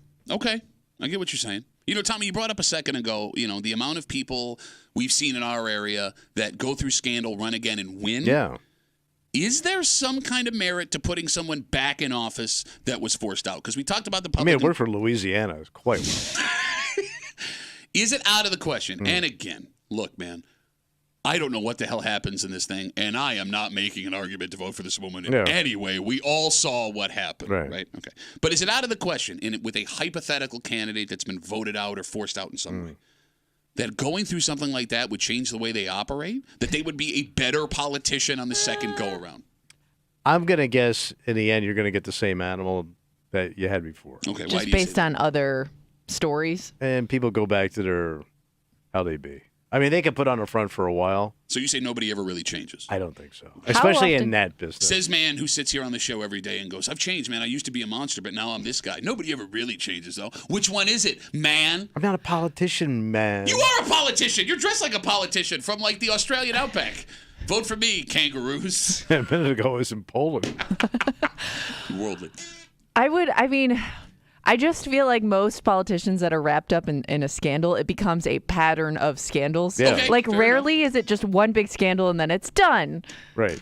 And then you never Anytime- hear yeah. anything. No, that's a good point. It's always like something else comes along a year Yeah. or two later, and then it just never ends. If he's got caught cheating, there's going to be 3 more chicks in the wing that are going to show up. Okay, so there's the personal stuff. But Kimmy, you bring up a really good point. If we use like Cuomo, for example, right? Like there was a pattern of multiple things that had happened. Yeah. If we talk about Santos, as we're just trying to keep it as local as possible here, right? There was a pattern of multiple things that happened. Right. And even with Lovely Warren during her administration, there was a pattern Over of time, multiple yeah. things, multiple accusations that she was facing. So that's a valid point, right? Like if it's never just like one big thing. Rarely one big thing. And we've heard of people like that they'll lose their job due to scandal, and then some other scandal pops up in their personal life that has nothing to even do with the job that they had. Because I remember the other one, I completely forgot about this guy, was Spitzer. Yep.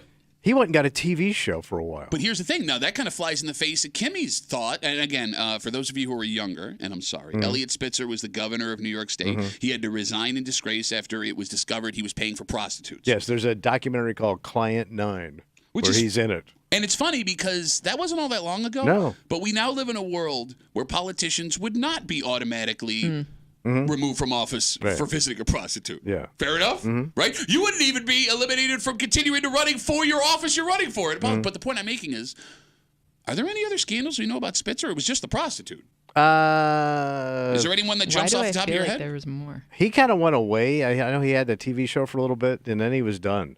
So, yeah. I'm sure Spitzer's a lawyer somewhere. No, but I guess the point I'm making is, but like, you're right. Yeah, we have all of these examples of multiple scandals throughout administrations. Like while they're there, Spitzer, I only remember the prostitute. Well, because he was into prostitution, so that's like an umbrella of chicks. Well, no, it wasn't like he had like it's not multiple. a one-time only It wasn't thing. like he had side action that wasn't in the sex trade industry. Okay. You know what I mean? What I mean is, with Cuomo, there were multiple different things happening. I think with Spitzer, him. that was the only thing. He may be the only clean guy. No, okay, Who but just grime it up on No, prostitutes. but it was a decade ago. We don't really remember. I don't. I don't know. I'm asking a question. I thought you. It doesn't. Well, the only thing I remember is that.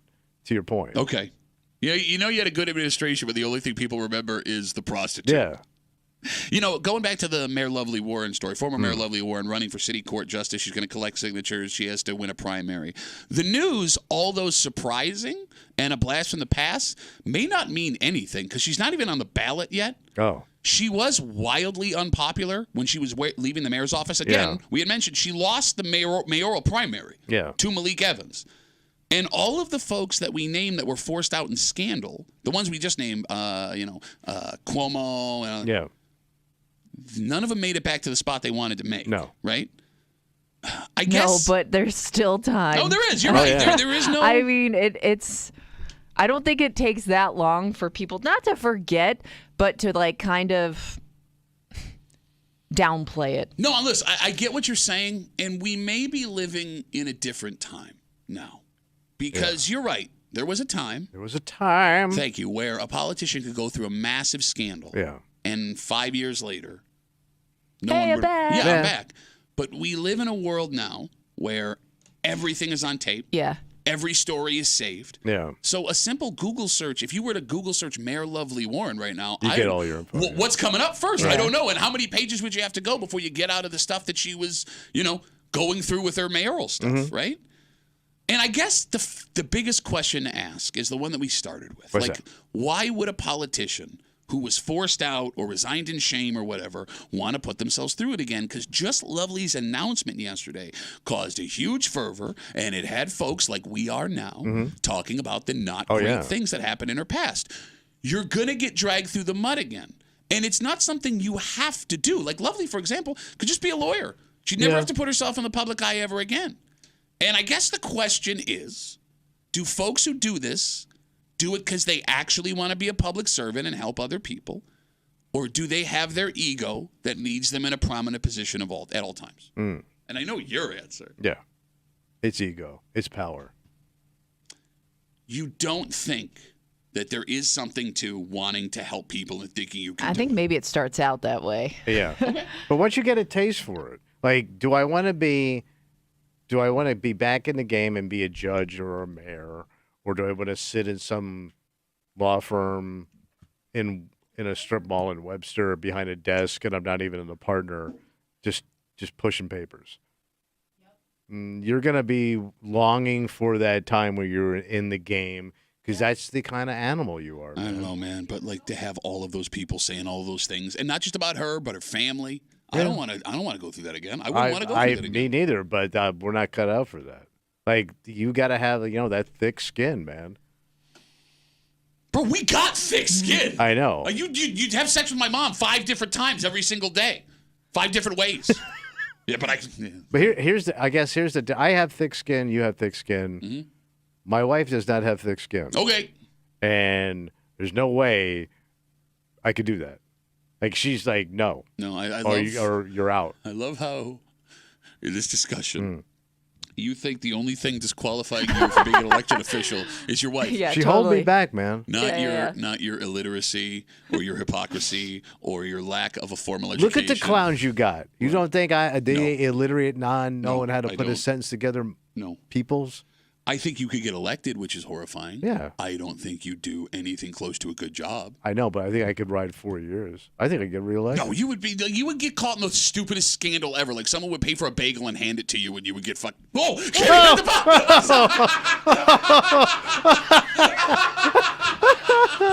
Scandalous. Hot mic.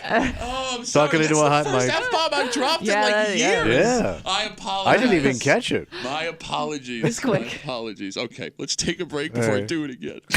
That's how passionate I am about you not running for office. Jesus I'm Christ. dropping He's got the F-bombs. clothes for it, though. He does. Yes, he does. All right. It was legal tampering period yesterday in the NFL. Oh, okay. It's really just code for like you're allowed to sign other teams' players now. And the Bills brought back 2 of their own, which is good. We'll recap that real quick. But it's the Bills who are no longer Bills. Big names. Huh? Yeah, and it turns out one game in Buffalo next year will be circled with a big red pen. It means that much? For these guys, it will. Okay. We'll get into it next in the break room on 96.5 WCMF.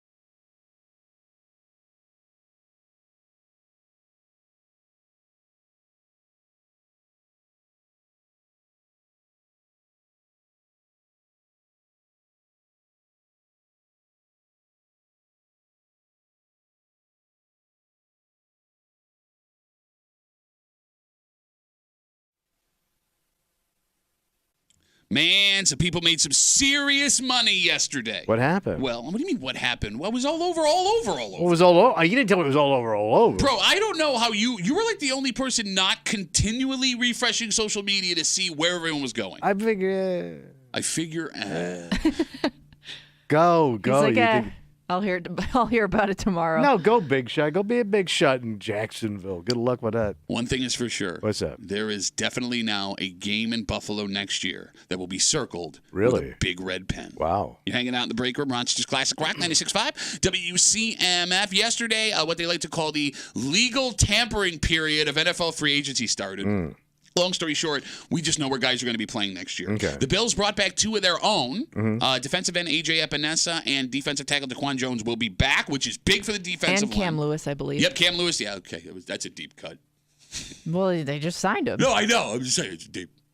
How is that a deep cut? How many times do you see Cam Lewis playing defense?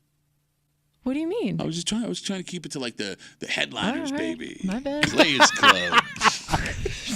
Sorry for No, adding to your information. Okay, somebody's mad because I All right. dropped an F-bomb and I didn't mean to, and I'm sorry. And you Yes. caught it. We're fine. We're fine. All right. No, but it was more the Bills that will no longer be Bills that made headlines yesterday.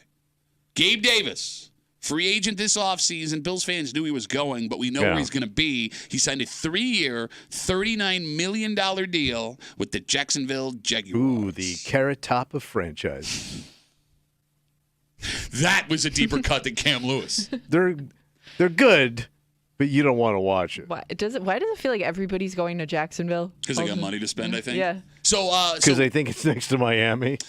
it's his hometown. The deal will be worth up to $50 million. All right. And look, the Bills weren't going to pay Gabe over $13 million a year, so he gets his money. Okay. And joining him in Jacksonville, another former Bill. Who's going? Center Mitch Morse, who was released last week, signed a 2-year, $10.5 million contract, $7 million guaranteed. So it seems like, Kimmy, Jacksonville is becoming Orchard Park South. Yeah, Damn. and I was trying to figure out because we see this happen a lot of times when there are connections between teams. Like the Bills and Carolina had that going on for a while. Is there like some who's connection down to there? Jacksonville that I'm forgetting about? Former Bills wide receivers coach, I believe his name's Chad Hall, is the Okay. wide receivers coach Gotcha. at Jacksonville. That But would do it. I mean, I maybe don't for know. Gabe. I don't know why Mitch. And by the way, Mitch Morris is way too smart for Jacksonville. That guy's a sharp dude. He is. He's very well He's spoken. well spoken.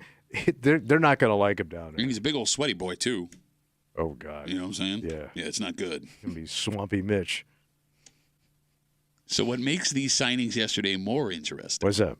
Jacksonville comes to Buffalo this season. Now is Jacksonville supposed to be good? They were supposed to be good last year. But they were kind of. They missed the playoffs. In fact, the reason why the Bills clinched before that Miami game is because Jacksonville lost the game they needed to get into the playoffs with. But they beat the Bills in England when they played him. In fact, they beat the Bills.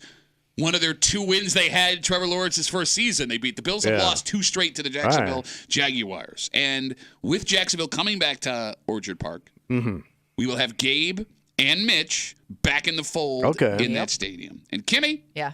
you would think, even leaving on good terms the way that the two did, they're going to want to show the Bills what a mistake they made. I think that happens with every player that leaves. They don't want to lose to their former team. They step up. There's always like that little bit of extra motivation. It's a dangerous proposition, man. I mean, the only one that's a threat really would be the receiver. No, I mean, The center.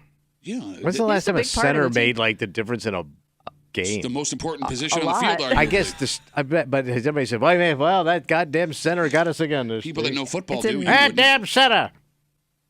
The game all starts with the center. I It tell does you. all start with Literally it. the Literally all starts with the center. I think you're overthinking this center stuff. Yeah, no, please. Here's the man. ball. Do stuff with it. Wait, isn't that what you get told on Saturday night? Yeah, it literally all starts with the.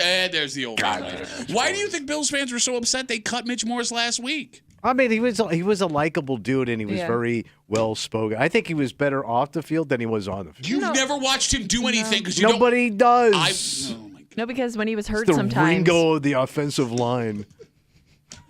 When he was hurt sometimes, he made you could. There was a noticeable difference Yes. in the way the offense. But you have to get Ran. hurt to get noticed. Yeah, that's how offensive Yeah. line work. I got it. No, you don't get it because you said it. It doesn't look like a deep skill position. Kimmy, I'm going to talk to you. What? You have to be Now the he's I smartest. thought you were going to talk to Kimmy now. No, I'm going to talk to you now, you idiot. He's going to drop another F-bomb if you're not careful. Seriously. Oh, my God. Bro. It's not a deep skill like quarterback. And The catching- smartest No, I mean, you have players to- on the field are the 5 I offensive love linemen. buying those highlight videos of centers. You're an idiot. You're the dumbest person I've ever met in the history of my life. It's like a behind-the-scenes guy. No, he's not about. He's Like, I get you need lighting for the show, but nobody cares about the light. There's nobody further ahead than the center. He is the star of every play. He's the tip of the spear. He is. The play doesn't get started without this. God, you're This round-headed man is the tip of the spear. You were saying, Kimmy, I'm sorry. No, you were going to talk to me, and I then was. Tommy interrupted you. I and was. then got off track. Gabe Davis and Mitch Morse both signed yesterday with the Jacksonville Jaguars. Jacksonville comes to Orchard Park this season, so both of those guys will have another game back in Highmark right away. Yeah. The going back home game, especially the year right after you left, is always scary for the team that let those players go because the wound is still fresh. And what makes it scarier for Bills fans, look, I don't think they should have paid Gabe Davis the money he got. And wasn't he kind of hit or miss? Yes. He's not consistent enough for what the Bills are trying to do on offense, so let him go. But that is also what makes this scary. We've watched Gabe Davis go off over and over again. He either has 2 catches for 13 yards or 4 catches for 185 yards and 3 touchdowns. But you also know him. You know his skill set. You know his moves, And too, he knows right? you. Yeah. I wouldn't. Well, but the It's fact not a shock. that right? he wasn't predictable. That's what makes it scary. And he's got that extra motivation. Okay. Right? Like, it's not out of the question that the revenge game in Orchard Park for Gabe Davis is going to be just like fireworks. All right. Kimmy, how many games have we? I mean, was that Pittsburgh game 2 years ago? That's We had the what, one like, that stands out in my mind, the Gabe Davis game. the playoff game against Kansas City, the playoff game against Indianapolis. Like, I keep going, man. Like, there were so many Gabe games. And he's got a good quarterback thrown to him, too. I mean, he's not the worst. Oh, what is that? Trailer Park Skater Boy? Worst Avril Lavigne song ever. Trailer Park Skater Boy. He plays for Jacksonville. I still remember that Mitch Morse game against New England. Are you man. calling him God, Mitch man. Morris? Yeah.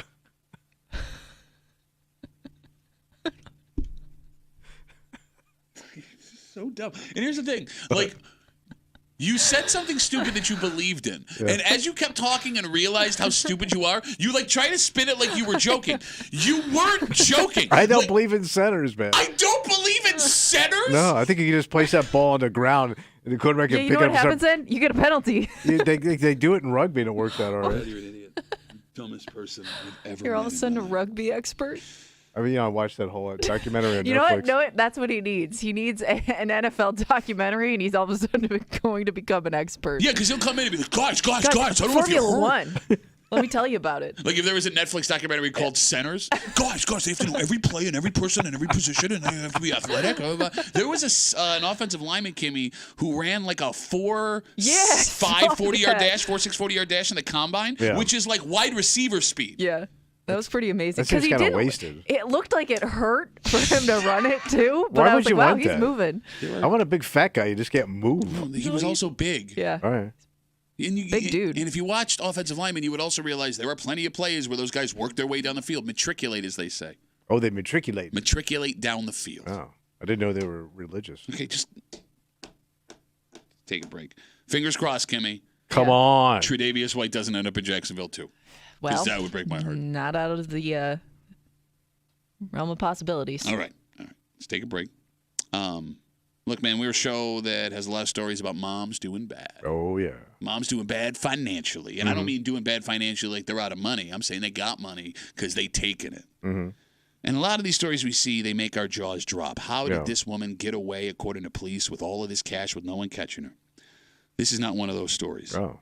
Because this story raises the question, how much is there to take to make it worth it? Oh. And we'll get into it next in the break room on 96.5 WCMF.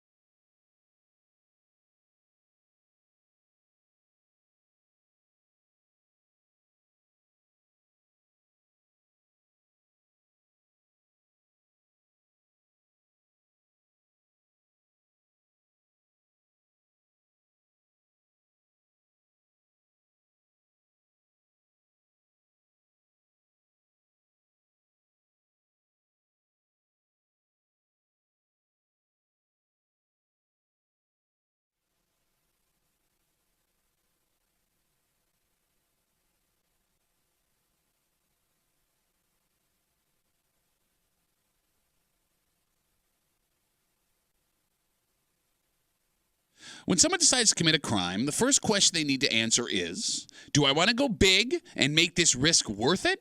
Or do I want to go small and try and stay under the radar? Okay. And there are risks to doing both of those things. But the decision one woman allegedly made in this story will have you questioning when making which move is the time, because she's lost a lot, what seems to be for very little. Oh. You're hanging out in the break room, Rochester's Classic Rock 96.5. WCMF, how'd you like to win something, buddy? Yeah, what? Well, you can't, but everyone listening can. Yeah. You can log on to the contest page, WCMF.com, enter for your chance to win a pair of tickets to see John Fogerty. Oh, man, what a great show. That's right. CMAC on June 11th, courtesy of Bowery Presents. I think he's still wearing the same flannel shirts he wore in the 1970s. Yeah. Tickets go on sale this Friday, 10 a.m. at Ticketmaster.com. Tommy? Yeah, buddy. We've got ourselves another mom vict. What's she doing now? Well, she fits the script perfectly. A 54-year-old woman. Oh, my God, that's dead center. Working as a town clerk just south of us. This is it. Yep. She worked accepting payments for the town. Stuff like marriage licenses, death certificates. Yeah, sure. During an audit, the town realized that they were short some cash. They come up a little mom short? You got it. So they did an investigation. They went to this woman, and the clerk, after being caught, admitted she pocketed cash for herself. Okay, so if you're a manager of any of these institutions and you're missing money, just go up to the 54-year-old woman because that's where your money is. It's in Gail's purse. You could also hire someone to watch the 54-year-old woman because They're this keeps sly. happening. Yeah, They sly, man. They're sly because nobody's watching them. Yeah, True. it kind of seems like But they're quiet. it goes unnoticed for a really long time. So standing in front of a judge, the 54-year-old woman in admitted, comfortable shoes. the 54-year-old woman admitted she stole funds from 2018 all the way to 2022. Oh, she rich. Her grand take. Oh, my God. You ready? Yeah. $3,869. Ooh. Wah, wah. Yeah. Why am I disappointed? I'm bummed, man. Come on, lady. What were you doing? As far as mom vics go, to Yeah. your point, Yeah, she was low skimming. she might be the lamest mom vic we've ever Yeah, had. you got to go deep. Look, the Right. mom vic stories we see now, they're at least minimum 10 G's. If And you're we've gonna seen- take. We've seen 6 figures. We've seen 7 Oh, figures. yeah. Remember? Millionaires, man. Okay, there you go. You were going to say something. Well, yeah, I was just thinking, what does that do for you over Coffee time? money.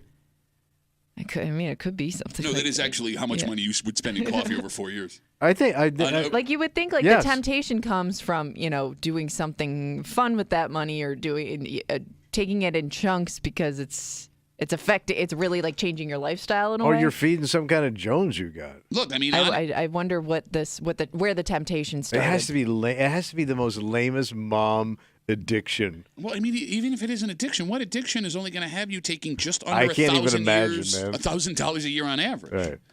So this now creates a little debate, and the phone number is 252-WCMF, 252-9263. Because she took so little, she isn't really going to face much punishment. No. Right? She was handed a 1-year conditional discharge for her crime, meaning if she stays out of trouble, everything is done. I mean, she's probably lost her gig. We can assume that. We can Right. also assume her reputation in this small town is in tatters. Right. You take 10 million from the town. I mean, you're still a thief in a lot of people's eyes. So, Tommy, compared to the other mom vics we've talked about on the show, Yeah. is this woman who allegedly took just under $4,000 over 4 years the smart one, or is she the dumbest of them all? Well, I don't even get your motivation $4,000. over 4 years. 4 years. Well, Like, the- to your point, like there's probably no thrill in that. You didn't like score anything cool But because maybe- you were spurting it out over 4 years. Like I don't even get. I almost don't believe she took it. Like She I know, admitted to taking I know it. she did, but like I'm almost thinking she's innocent. You're the worst judge of all time. Yeah. I did it. I don't believe you. You're free. Like you suck. But- You suck at stealing, lady. Well, I mean, not most of impressed. the time our criticism comes from people getting too greedy, and I guess you can't argue Right. that in this story necessarily. I mean, it could just be she You took still it blew up here your and there life, for though. things like coffee or like little things that she thought maybe would never matter, or she may not have even realized how much it added up to over time. But like you blew up your life. To your point, no gig, bad reputation. That's gonna hang with you. But Yeah. you didn't get anything out of it, man. You didn't even have one night of like debauchery out of it. Okay, but think about this. Let's say she took 40 grand. She might be going to jail, True. right? She's But- not going to jail. But if she blew through that 40 $40K. She had some fun. Yeah, she'd also have to pay restitution on it, so it's not like she blew through it. You got to pay it back. Well, good luck getting that back from me. Okay. Like, I just think, like, you didn't even get any fun out of it. So you're saying to make it worth it, you are going to take all of the risk of jail and go for it. Yeah. Don't half-ass your theft. I mean, my whole theory is grab it and leave. Go. Get out of town. You know, they can still find you, right? I know, but at least you can take a shot. Take a shot. No, but like just sitting there, you're a dead duck. You're not going to take $40,000 and go live a brand new life somewhere else. You don't know if Mexico is not full of old 54-year-old women just basking in big old because boobies nobody in knows the when to get Mexican out. sun on your dime. Kimmy, with this woman working for the town, stealing under $4,000 over 4 years, is she the smartest mom Vic we've ever had or the dumbest? I definitely wouldn't say the dumbest because we've seen some pretty bold stories where you just throw your hands in the air like, why did you think that would work?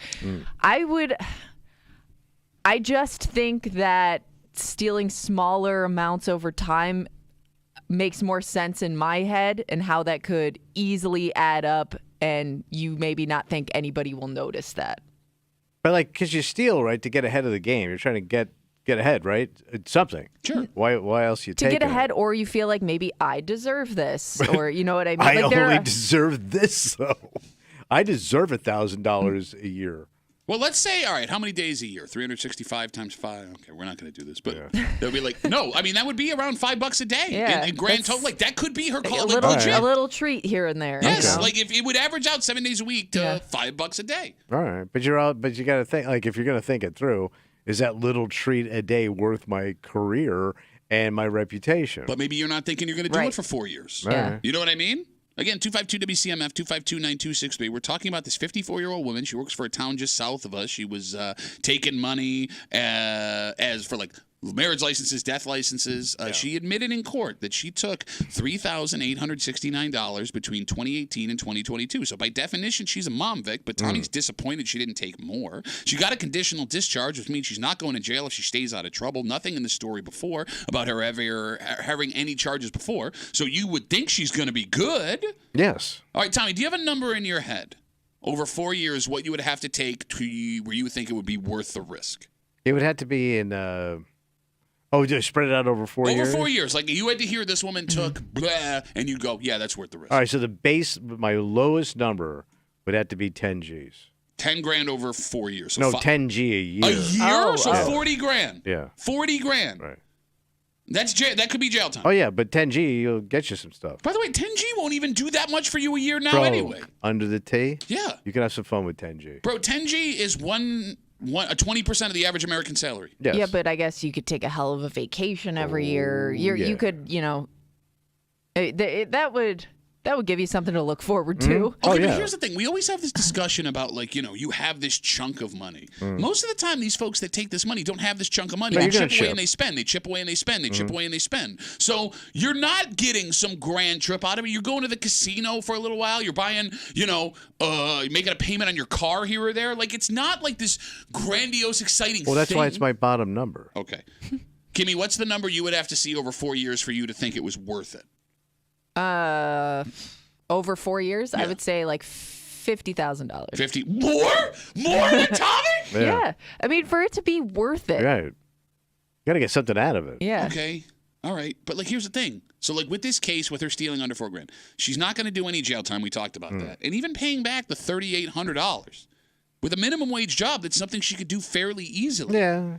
The story we've seen in the past, as Kimmy mentioned, greed is what buries these moms. Yeah, you keep going for it. This woman, with the little she admitted to taking, she must have thought she was going to be in the clear, that no one was ever going to catch. She sure is light greedy. Light greedy? It's the only way I can describe it. Does that make her a better criminal? Better. Like a more honorable criminal? No, I mean, no. So you're saying a thief is a thief? I'm super disappointed in this shit. Okay, no, it's not what I'm asking. Kimmy. No, but you're asking. I don't think there's any. I think she sucks. Kimmy, is the woman that took $4 grand just as bad a person as the woman that took 40 grand? No, because I would say in most cases you're not going to bury the business with $4,000. Now, this is a town municipality. Jesus, Right, man, but you I'm don't saying- pretty bet a 4G brings you to your Yeah, knees. but that's what I'm saying. Like, I guess You don't want to know how little money brought your mom to her knees. the amount of things you can shut down taking that big of a chunk of money and affecting other people along the way, I would say makes you a worse person. So you're saying she's a better criminal, a kinder criminal, a criminal with a conscience. Still a selfish criminal, but An angel not, with a dirty face. I don't know how stealing money would make you an angel. Like just because you're Not only, as bad. I would say angel. Right. So do you think she's less of a criminal for stealing $4,000 as opposed to 40? Monetarily, yes. Yeah. But as a human being, are you a piece of crap for just stealing, whether it's a dime? I don't even think she's a piece of crap, to tell you the truth. Okay. I think she just saw a little side money and grabbed it. No, but that would make you a piece of crap. You're a pretty light piece of crap. Okay, I can't. Well, you had this like moral compass that You know, I don't invest in. I Like also all human wonder- beings do, other than you? Because I'm the only guy that's a piece of crap. well, no, I'm not. I'm also a piece of crap, but I'm saying you could have a moral compass and know you're a piece of crap. You don't think Like you're a I could be I- friends. I tell you what, I could be friends with her. No, I could. If my friend did If this, no, she came back at work. I'd be friends with her. Yeah, you would. You would. She didn't really hurt the company. She made a little mistake. little mistake. It's not a mistake when you put money in your pocket. It's not a mistake. It's a little misjudgment of funds. I also wonder because a lot of these stories we talk about with mom vics, Mm. it's women that are in charge of a budget or money or Yeah. like they have access They to collect that. it. I also wonder if they also know what everybody makes, and that makes it more tempting to steal. That's a great question. Because that would I would definitely. think that would give you a little bit more motivation if you know so and so who doesn't do a whole lot is making double your salary. Yeah, you see what the value on every Yeah. person All is, and right. you Yeah. think your value is higher than what you're being All paid. right. That's a great question. That could be. But then why is it only women? At least most of the stories that we Well, see. most of these positions are held by women. These clerical positions. What do you mean by that? Most of these clerical positions, it sounds like it's all women. Mm. No, you made a statement and then referenced your statement to back up your statement in the sentence right after. That's a pretty good statement. You're an idiot. That's a double. Well, why else would it be? I think Why is it people chicks? do Kimmy, people did you see, hear dragons exist? I just heard the break room. Dragons exist. I think maybe people see women as more trustworthy in these types of roles. Well, especially that age. Yeah, but they keep getting ripped Yeah, off over I and know. over again. Like, you have to wonder, of all the mom vics we've seen in our area, these small governments, these charities, right? How are they not keeping a closer eye on these women? Because they look so, to your point, they look so damn innocent. They're soft. They're sweet. Okay, You know? all right. They're like a human cupcake. If I told you, if we did 3 stories where 3 15-year-old kids separate in towns over 3 months lit homes on fire, every 15-year-old kid in the greater Rochester area would be Hawkeye watched. Am I wrong? Okay. So what's the difference between that and a 50-something-year-old woman? I don't know. Maybe nobody wants to deal with it. Like nobody wants to check her work. And it's hard to wrap your head around. It would make you would have to put more of an effort in at work to also be checking in on what she's doing all the time. And I don't know how many people care. And it doesn't fit the stereotype of when we think of criminals. How many of these stories do we have to do before there's a stereotype of women in their 40s, 50s, and Well, 60s? it ain't sticking, man. Whatever Okay. we're doing. Sticking That's in the their- power of the middle-aged bomb.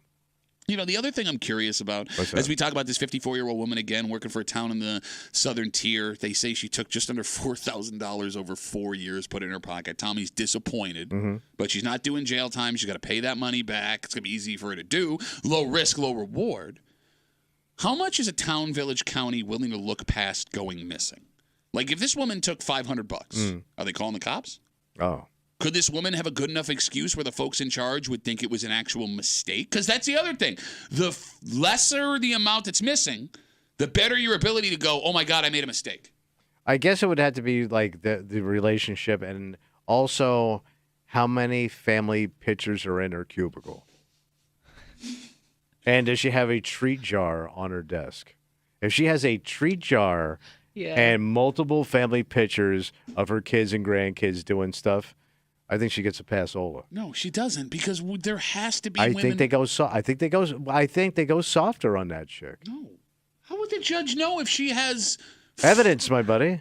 Evidence. My buddy? Yeah, they bring in the treat You jar. sound like a guy that just came over the Berlin Wall after it fell. Hello, Judge. my buddy. USA. Fun. Judge, look at all the Kit Kat bars in that treat jar. I rest my case. And the judge is going to be looking at them Kit Kats. By the way, paid for with stolen money Yeah. from the business. Well, at least she's spreading the Kit Kat. Well, you brought up going on a nice vacation. Oh, yeah. Now, it used to be you booked a hotel, you went and you stayed there. Yeah. But there are several more options now. Oh, yeah. You can rent somebody's house. How about that? Do it fairly easily. Mm-hmm. Airbnb, one of the more popular places to do that, made an announcement yesterday to make things safer for folks that are renting properties from the homeowners. Yeah. But what they changed was interesting because I had no idea this was a thing to begin with. Kimmy, did you know this? Nope. Did you see the story? Yeah, but I remember the last time I rented one, there were multiples around the house. Around is one thing. Inside? I showed you all that electrical equipment that I found behind that dresser, and you wrote it off. You go, oh, yeah, it's probably nothing. Bro, I never seen so much stuff. All right. The back of that dresser was freaking glowing, man. There could have been multiple shots of me squatting on the pot. Okay. And I was taking southern dumps, bro. Now that this is against the rules, it's good. Okay. The fact that it hasn't been for 15 years. I mean, I thought they were it was illegal. always a thought in the back of my mind, like, who would stop it? We'll get into it All right. next to the break room on 96.5 WCMF.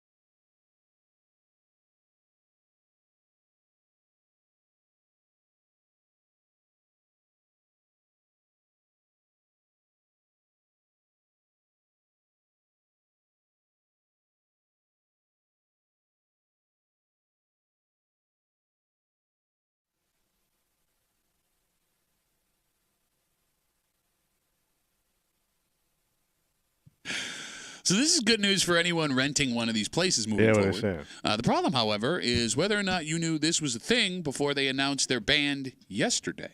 Because if you stayed in these, it is possible there is footage of you somewhere doing some things that you wouldn't want people to see. How is this legal? Because you also bring your kids to these things. Yeah. You're hanging out in the break room. Rochester's Classic Rock, 96.5, WCMF. Just after 9 o'clock. We're about 30 minutes away. Oh, yeah. It's a big Tuesday, buddy. The goat is already warming up, son. Shut up with the goat. Shut up. With the goat. You get 1 star one time. And It's the only star that exists on the planet in this room. He's not wrong. Kimmy's got her post ready to roll. Where are they whining? Just after 9 o'clock, about half an hour away here in the break room on CMF. So Airbnb, very popular site to find a place to stay when you're out of town. It put a ton of money in the pockets of Rochester folks with the PGA Championship and the upcoming Eclipse. Oh, yeah. Because who doesn't want to follow a 25-step cleanup list before you check out? But some news yesterday has folks who have stayed in these places in the past a little bit nervous. What are they saying? Airbnb announced they are banning hosts from using indoor security cameras from this point forward. Pause. Were you guys aware that indoor security cameras were allowed in Airbnbs previously? No, because I thought that would be illegal. I guess I didn't think that they could ban them if it's somebody's private home. Okay. So it wasn't surprising that they may have been there. Okay. Because I was with you, Tommy. I didn't think you'd be able to, have a security camera inside a house with strangers. You know what? There. What made me think of that is I know people who have tried to have either a bachelor or bachelorette party and they get flagged almost immediately. So I always assumed that owner saw that people were staying at the house. So I assumed that there were cameras inside too. Okay, so that was the argument made by people who rent out these places is that we need to make sure they're not having parties. But wouldn't you be able to count the amount of people coming through the front door if you had a camera facing the front door? Or who's parked in your front yard? Yeah, right? I don't know. So, Airbnb says prior to yesterday, security cameras were allowed in indoor common areas like living rooms, hallways, and dining rooms. They were prohibited, however, in bathrooms and bedrooms. They also say that if a property had cameras, it had to be disclosed in the listings. Are there people listening, 252-WCMF, that have stayed in Airbnbs that had indoor cameras? And how do you deal with that, knowing that person could be watching you at all times? Yeah. It would creep you out, even if you're not doing anything. The fact that somebody's watching me that I don't know would be weirded out. All right, past that, right? Is it unusual when you're on vacation to be doing stuff in a living room or a kitchen or to simply walk naked across that's the what I'm room, saying. right? And your kids, and stuff like that. Naked bare ass running out of the pool? I mean, yes. Right? Mm-hmm. How many naked bare ass kids have we? I mean, your own kids, obviously. Yeah. You get where I'm going here. You're just being a family. And then forget even the nudity or the sexual stuff. How about something as simple as a sensitive conversation you wouldn't want someone else to hear that they could be listening to while you're in their living room? Right. So Airbnb says the majority of their properties did not have inside cameras, but they don't break it down further than that because, 47% isn't a majority, but that's still a lot of properties. Right. You know what I mean? Is it 10% of them that had it? Is it 40% of them that had it? Would an indoor camera have been a no-go for the both of you if you were renting a place out? Oh, my wife's not staying in it. My wife was pissed off that there was cameras outside the place, but we didn't realize it till we got there, and there was 2 cameras on the pool. Okay. Oh. All the time. So, if you had a kid out, if you had a teenage daughter out there sunbathing, you want 2 cameras on your kid? It's possible that and those are southern cameras, son.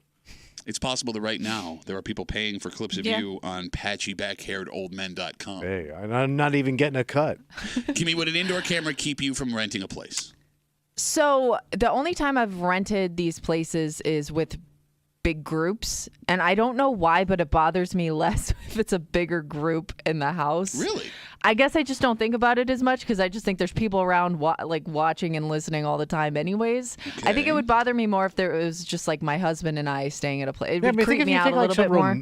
Romantic vacation somewhere, that's what you're right? saying. Yeah. You're not gonna want that. Big beefy boy walking around. Well, look, if you want to look at her husband shirtless, you can just look over my shoulder on the live stream. That is some hamburger, baby. But then again, I mean, look, if the price is right, there are things ridiculous things people are willing to overlook. They would have to be really cheap. I mean, it's amazing to me, and I think you can still do this with Airbnb and some other rental places. Like, you can stay in somebody's house while they're still staying. Yeah, that's weird. You rent a room. You can rent a straight up room from people, and I know people that like to do that because, to your point, you get it for really cheap. It would creep me out, but people enjoy the interaction with the owners of the place you're staying. No, because like when we were doing comedy, we did this a lot. If you played a college, you would have to stay in. Sometimes they had like bed and breakfast on campus, where it would just be like rooms you would be staying. There would be like an opera singer in one room, a presenting professor in another, and like you would be interacting. It was the weirdest. It was. Thing, I hated it, man. Same. Yeah. You want some coffee cake for breakfast?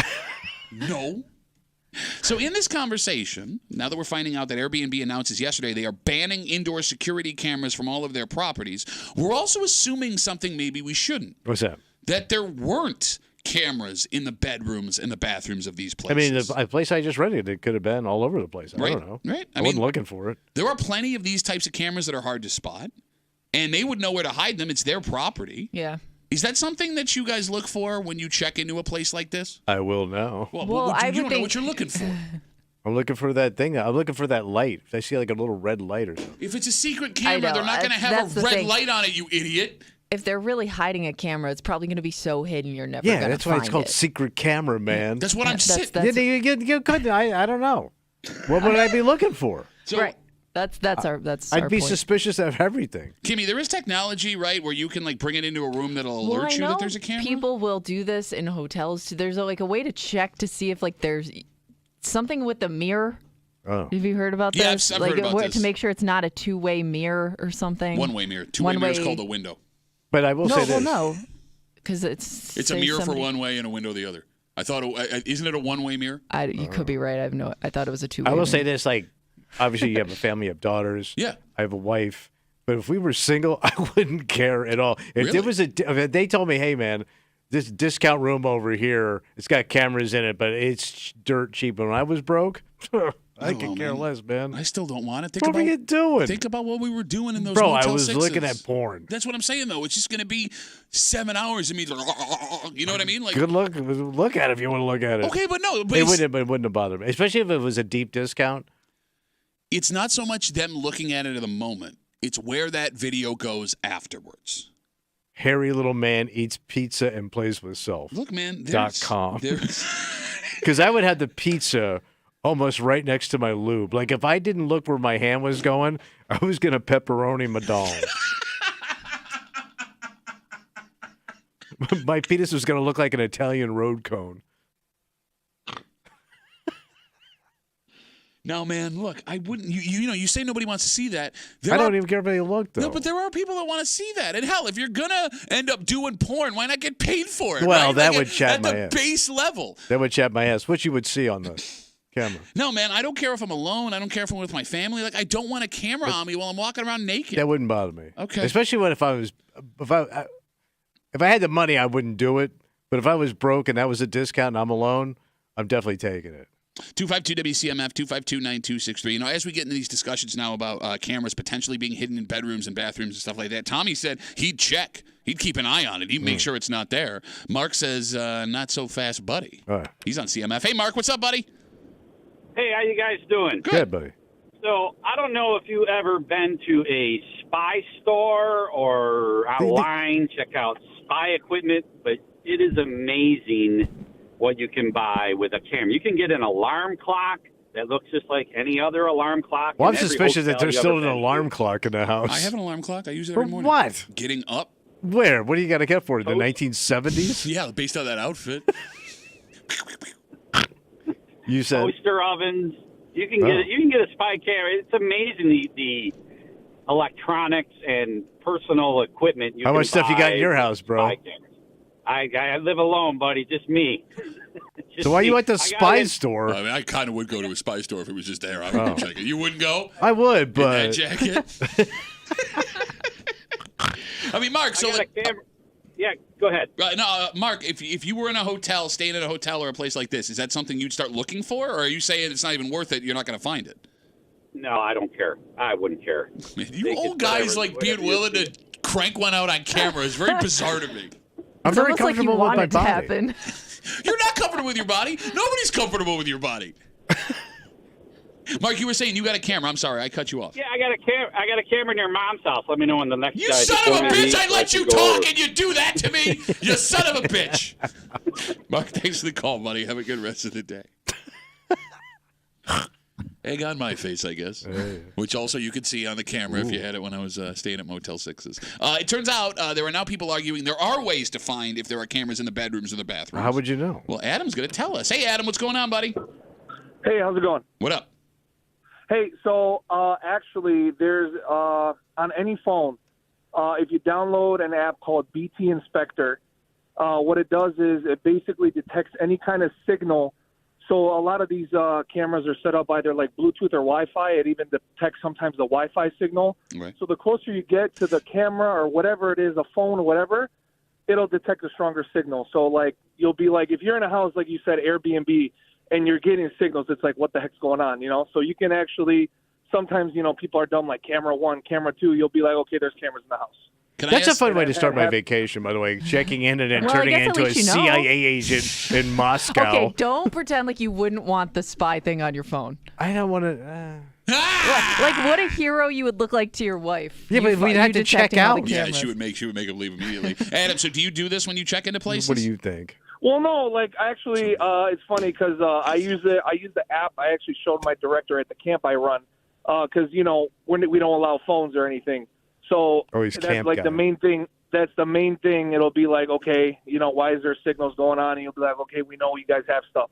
But I have done an Airbnb once or twice, and I've had a signal. Ooh. So I called the owner, and I'm like, hey, you know, what do you have in the house? Because it says camera 1.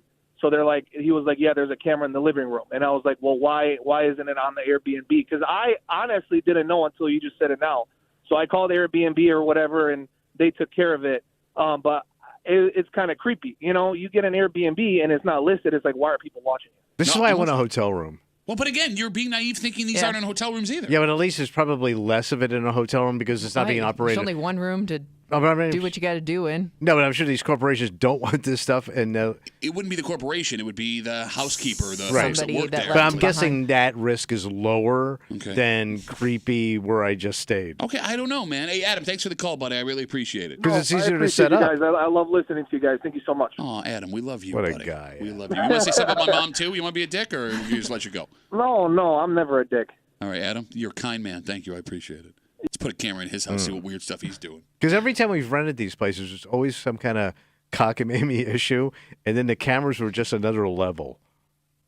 It is weird how popular Airbnb I has don't get it. become. I'm with you because the idea of it up front was a good Amazing. idea, Yeah. and then you stay in one and it's like you got to jump through so many effing hoops. It's You more got to work clean in the up. end. You got to straighten up. There's a million rules, and every one of these ones we've had major issues where I'm going never again. And then you go do it again. Yeah, I'm hotel guy.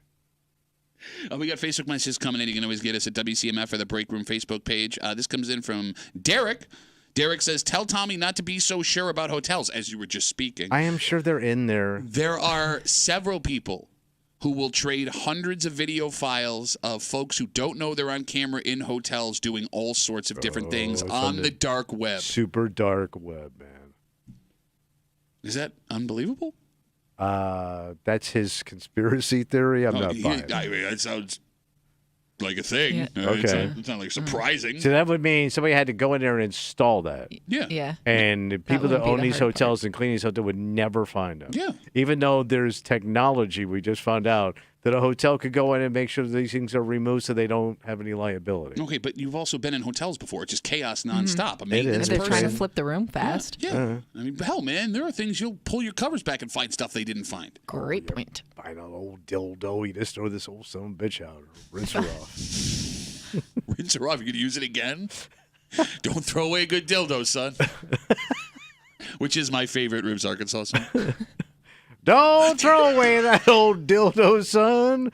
You know it's going to make her. We can't say the rest of the song. Great. All right, let's take a break. You know, we talked about the legal tampering period, where players are going. Started yesterday. In fact, Bills fans still refreshing social media because the Bills were going to be more active today, tomorrow, Kimmy. The second wave of free Yeah. agents, right? Okay. The economical move. But Bills fans were heartbroken. What happened? Based on something that one beloved Bill put out yesterday, right as the free agency period was starting. Oh. And everybody's laughing about it now. But Kim, it was a pretty dick move, wasn't it? I think he put it out a day before, didn't Well, he? he started it a day before. Okay. Then he put out like a Another heartbreaking thing? post like Okay, right yeah. at noon. Gotcha. I missed the second one then. Is this not a dick move? Kind of a dick move. We're going to do it next to the break room on CMF.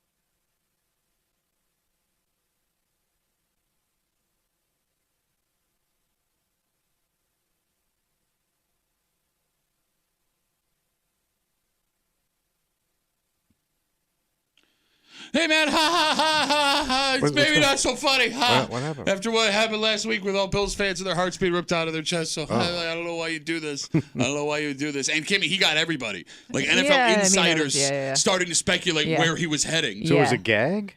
Big old gag. Well, yeah. Yeah. Yeah. You hanging out in the break room, Rochester's Classic Rock 96.5, WCMF, just after 9 o'clock. It's Tuesday. You know what that means. Where they gagging? Your mom's house. Well, you gave the whole contest away. Where they whited. Kimmy's got her post ready to go. See if you can star up, buddy. Oh, yeah. Just after 9 o'clock here in the break room on CMF. So we know the legal tampering free agency period started yesterday. We talked about how both Gabe Davis and Mitch Morse have signed with the Jacksonville Jaguars. Defensive end Leonard Floyd, no longer a Bill. He is a member of the San Francisco 49ers. The Bills brought back defensive end A.J. Epinesa and defensive tackle Daquan Jones. Big deal there. Mm-hmm.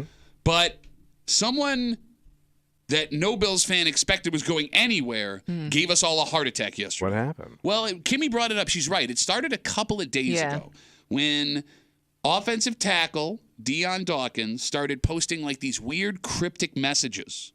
About calling Buffalo home, basically. Yes. Please say I'm going to have Buffalo be my home for the rest of my life, like sad cryy face, right?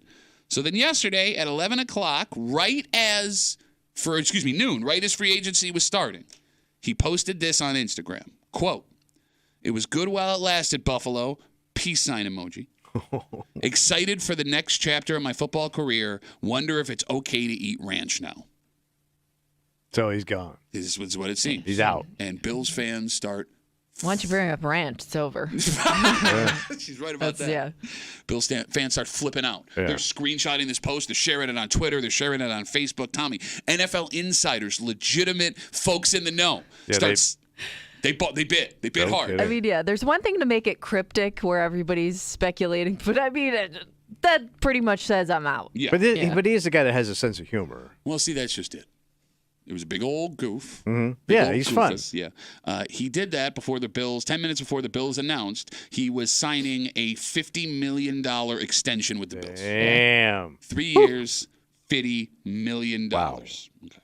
So, here's why it's kind of a dick move by Dion Dawkins. I like Dion Dawkins a lot. Because you guys live and die on this stuff, and I know you have a heart attack. Well, yes, one. Yeah, like, what are you doing? Why would you do this? But, like, based on what happened last week, like, if this was a year where the Bills weren't cutting multiple players, right? Like, fine. Question. But, like, like Tre'Davious White leaves, that rips the heart out of Bills fans. Mitch Morse leaves, that rips the heart out of Bills fans. Gabe Davis, okay, fine. But, like, you know what I'm saying? Like, we lost some, like, significant, Jordan Poyer, significant emotional leader, Buffalo Bills that fans invested in as people that they really, really liked. And Dion Dawkins is one of those guys. So, like, hey, man, don't do that. It's like yelling fire at a movie theater. I will say, though, if I was a player, I'd be posting this stuff all the time because they have to just be laughing their asses off because it happens with Steph Diggs all the time, too. Like, he'll post, like, 2 emojis, and it's all of a sudden on ESPN. It's like, what does this mean? Like, you got to be doing it just to F with people at this point because it gets so much attention. Okay, but, like, don't do that then. Like, you don't have to do that. Like, why do you need the attention? Well, I mean, we could also just, like, let things play out and not have to speculate ahead of time. I mean, I think, like, Dion Dawkins is a little different because he was putting out a basic message that's saying he was leaving. But, like, when a player posts, like, song lyrics or, like, a cryptic message, like, just leave it be. We're going to figure it out eventually. You don't have to know right away. They're not going to tell you anyways. It is very MySpace middle school. Yeah. You know what I mean? It's a soap opera. Well, yeah. But it's already a soap opera. What does this smiley face and peace sign mean? And you'll have legitimate experts breaking it down. It's comical. So we told you how he pulled one over on everybody yesterday. Even Daquan Jones, who we just mentioned, defensive tackle, quoted that thing and was like, wait, what? Like, his own teammates thought he was gone. Who was it? Was it DeAndre Hopkins that posted, like, Buffalo Soldier or something? Yeah, when he was shopping around. Yeah. And everybody's like, he's coming to Buffalo, and had nothing to do with him coming to Buffalo. I don't know. He might, like you said, he might have been doing it on purpose. Don't be dicks, everybody. Like, don't be a dick. And, like, here's the thing. Again, I like Dion Dawkins. I get that he's got the sense of humor or everything. Yeah. You know me. I could take a joke just like everybody else. He's fun-loving. I'm funny. I got a good sense of humor. I also think you run a risk of doing that, especially what he did, because the fans could turn on you in a matter of minutes, and you might hear some things that you don't want to hear all over a fun joke. Deuces, I'm glad you're gone. Take up too much money. Think of that. Just kidding. But what makes it extra heartbreaking and maybe a little inappropriate, again, we're talking about Dion Dawkins. He signed a 3-year, $50 million extension with the Bills yesterday, but 10 minutes before they announced that extension, he put out on Instagram, quote, "It was good while it lasted. Buffalo, peace sign emoji. Excited for the next chapter of my football career. Wonder if it's okay to eat ranch now." So everyone was convinced he was gone. The guy he shared an offensive line with, Mitch Morse. Yeah. Didn't want to leave Buffalo. He put out this heartfelt post, and I'm paraphrasing earlier. He kind of thought week. he was staying. Yes. Yeah. He had said, he appreciates everything Buffalo did. He loves it here. The hardest thing he's ever had to do was walk out of that locker room for the last time, right? Yeah. So, that guy really wants to be here. Yeah. And that guy was devastated. Yeah. And what he went through, you're all like, just playing, just joking. Hey, that the hardest thing that ever happened to you? I made a joke about it, but now it's not happening to me. And I'm rich. Yeah, they just gave me $50 million. How's your $10 million over 2 years, and you're only going to get like 7? Yeah. I mean, I wonder if he even fooled some of his teammates. No, he did. Yeah, DeQuan Jones. Yeah, we just brought it up. Yeah. If we had somebody here get fired. That See we really you were liked. dick anyways. No, but then somebody else pretended it was just just joking. If I got fired and you the next week was like, I'm also fired, and I was like, oh well, this sucks. At least we're just joking. No contract, massive money. That guy's a douche. Well, we're not that kind of guys. I will say this. Maybe because he's famous, and I like him. Yeah, he can do whatever he wants. Okay. Yeah. He's funny in that car ad when he's undercover. No, I didn't even realize it was him at first. I'm like, what?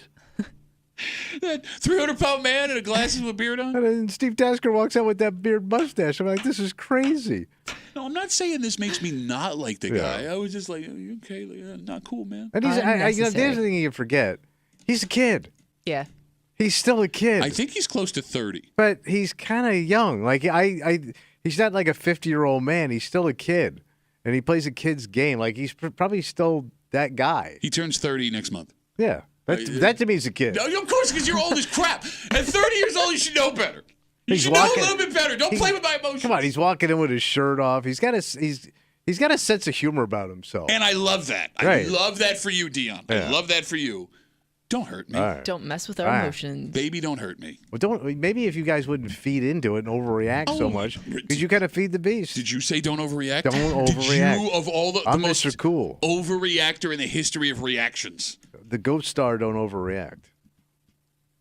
One more thing to think about. What's that? Well, because look, rarely do you see NFL players leave the league the way they want to leave the league, right? And in the case of Mitch Morse, he's been arguably their best offensive lineman over the last 5 years, a pillar of the community, a leader in that locker room, a guy. Get out. That's just it. You would think if there was a guy that was going to be able to retire a bill of this last inclination, right? It was going to be him. Same with Jordan Poyer. Cold business. So Dion Dawkins in 2, 3, 4 years, maybe in that same spot. So the next time you put that post up saying goodbye Buffalo. He's just joking again. Yeah, guys. and don't worry not, about it. Yeah, He's not really leaving. No one's giving you the emotional feedback you want because you kind of already cried wolf, bud. Okay. Right? Maybe at that point he won't care anyways. Who knows? Who knows where that relationship will be in that I think time. he's going to have 50 million I don't cares. True. Not a guaranteed 50 million, by the way. Oh. No, I'm just saying there's a difference between 23 million with a chance to make 50 and 50 million. Just saying. All right. All right, let's take a break. You think you're special, and you're not. Because you just showed up at the right time. This showed up at the right time to make you feel like you're doing something. But I nailed it. No, but you didn't, though. Because 2 out of the 3 weeks, you could not have been more wrong. Yeah, but I popped my star cherry all over your map. Jeez. All over your chart. All right. We have the post ready to go. Yeah. And we also need to tell you about something that'll be happening starting at the end of this week, going into next week. Is it more of this eclipse crap? No, it has nothing to do with the eclipse, you idiot. It's just on your mind, isn't it? Oh, my God. It's all over the place. Okay. I let you rant yesterday. We're not going to do that again. What else I got to worry about? Well, here's the thing, man. We find out every week where the post is from, but we never get a definite where they whine in the most. Okay. We're going to fix that. All right. And we'll tell you all about it, and we got where they whine. Coming up next here in the break room on CMF.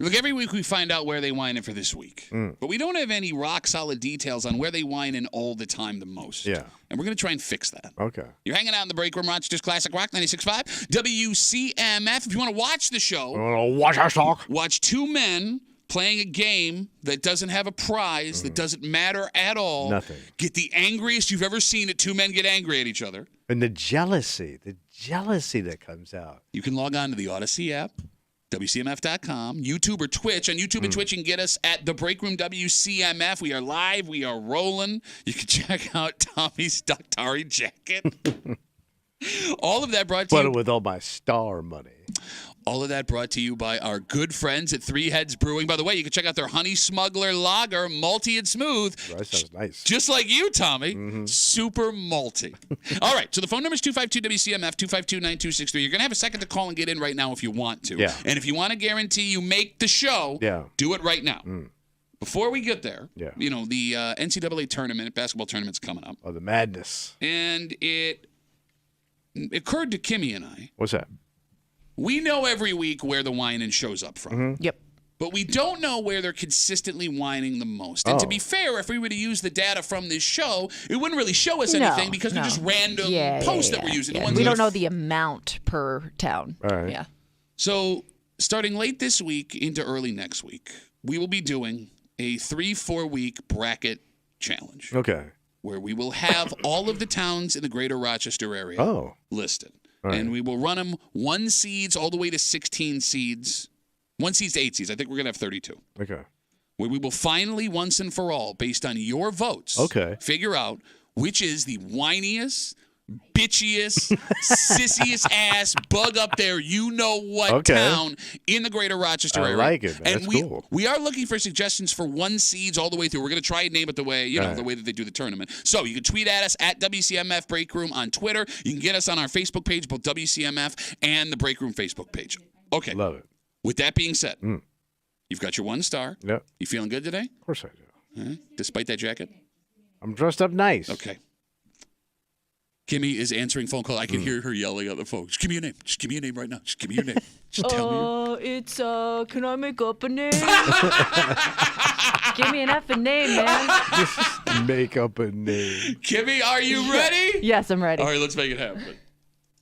Hold on. Sorry. Damn it, Kimmy! Don't throw off now. Hold on. Webster! Hilton! Ironically! Where they whining? Poor customer service at blank. Shut up. I'm not one to use this platform for complaints, but I need to know if anyone else has been treated as poorly as I have by the main bartender there. I'm pretty sure he's the manager or something like that. Me and my friends have been to blank a bunch of times, and every time this man is working, all the other servers seem to be on edge. The service suffers from his rudeness. Not only is he condescending to his fellow staff members, but he can be standoffish at times to customers too. Like, hello, we are giving you our business, sir. A welcoming grin wouldn't hurt. He also rolls his eyes at anyone who asks to order food at the bar. A bigger bill means a bigger tip. Don't you want people to spend more money? Is there some unwritten rule that you're not supposed to eat at the bar when it's busy? I've never had this type of reaction to ordering more than just drinks from a menu. I wouldn't normally post something like this, but I need to know if it's just me he's treating this way and what his problem is. Okay, all right. I know exactly where this is. So, and I'm going to sit here and pray to God that you fumble and fall down. Well, see, I think you're going to fall into a trap. Oh, you think so? Yeah, because it's not where they bartended. It's where they whining. Understood. And this is what's going to F you up. Oh, really? You think so? Yeah. All right. Because you're a base drinker. Oh, is that what I am? I'm a base drinker? I'm Not global. like you, who drinks the same thing every single day. I'm global, bro. Yeah, you global? Yeah. All right. Well, what are you thinking then? You don't know. You ain't got nothing. You got nothing. And you know it's Star Boy. Okay. Come on. Can I make this statement without being jinxed or cut? We'll find out because she's the commissioner. No, because Wait, what do you mean? Nobody's even guessed yet. How can you jinx yourself? Because I want to say where they're whining. No, you can't name two towns. Two towns. No. I'm means not you naming DQ'd. two towns, but because I think where they're whining and where they're complaining about are two separate areas. Okay, but you're supposed to say where they're whining. And that's so, it. Yes. Yes. So don't Okay, worry about okay. where they're complaining. I mean, No. Just let him know. He's just trying, go ahead. Say what you think. He is trying to backdoor this to get two No, towns. you just No, pick I'm not one gonna town involve and your one mom. town only. in. Make your pick. It has bitch. to be where the post came from. So wherever this person, I'm guessing, lives is where they posted Okay, from. this post is coming from Pittsford. Yes. Yes. Oh, what happened? Yes. Yes. You Remember, it's where they're stupid whining. Bitch. You stupid No, bitch. 'cause you're not You left thinking. the door wide open, and here I come. Bam! Kicking it. Did you see how high my leg got? How juiced up I am right now in my stretchy jeans? Yeah, it doesn't go that high till Saturday night I just pulled my groin. when That you really- fall off the pool table. You got that? There are so many clues that narrows it down to exactly where we are. First of all, this is a young person, not an older person writing. Yeah, that complains about the bartender. Hello? That was in the post. Right. Also, they're bar eaters. And a very small segment of this east side population are bar eaters. Because there's no one worse than bar eaters, man. Like it's the I'm a most, bar eater. Yeah, it's the most rude thing you can do. I'm trying to sit Oh, here my and wife enjoy a also drink. is I a never bar thought eater. of it Hi, as honey. rude. Pat thinks you rude when Oh, you I'll tell out. her right to her face. Right to her boring face. Look, I'm trying to sit here and have a beer, and here you come. Here's your mozzarella sticks and your filet mignon, and now my elbows. Oh, well, hey, yo. So wait, nice I'm to eating meet a you, high-end steak and mozzarella. Yeah, it's weird. Well, like you could do that in this town.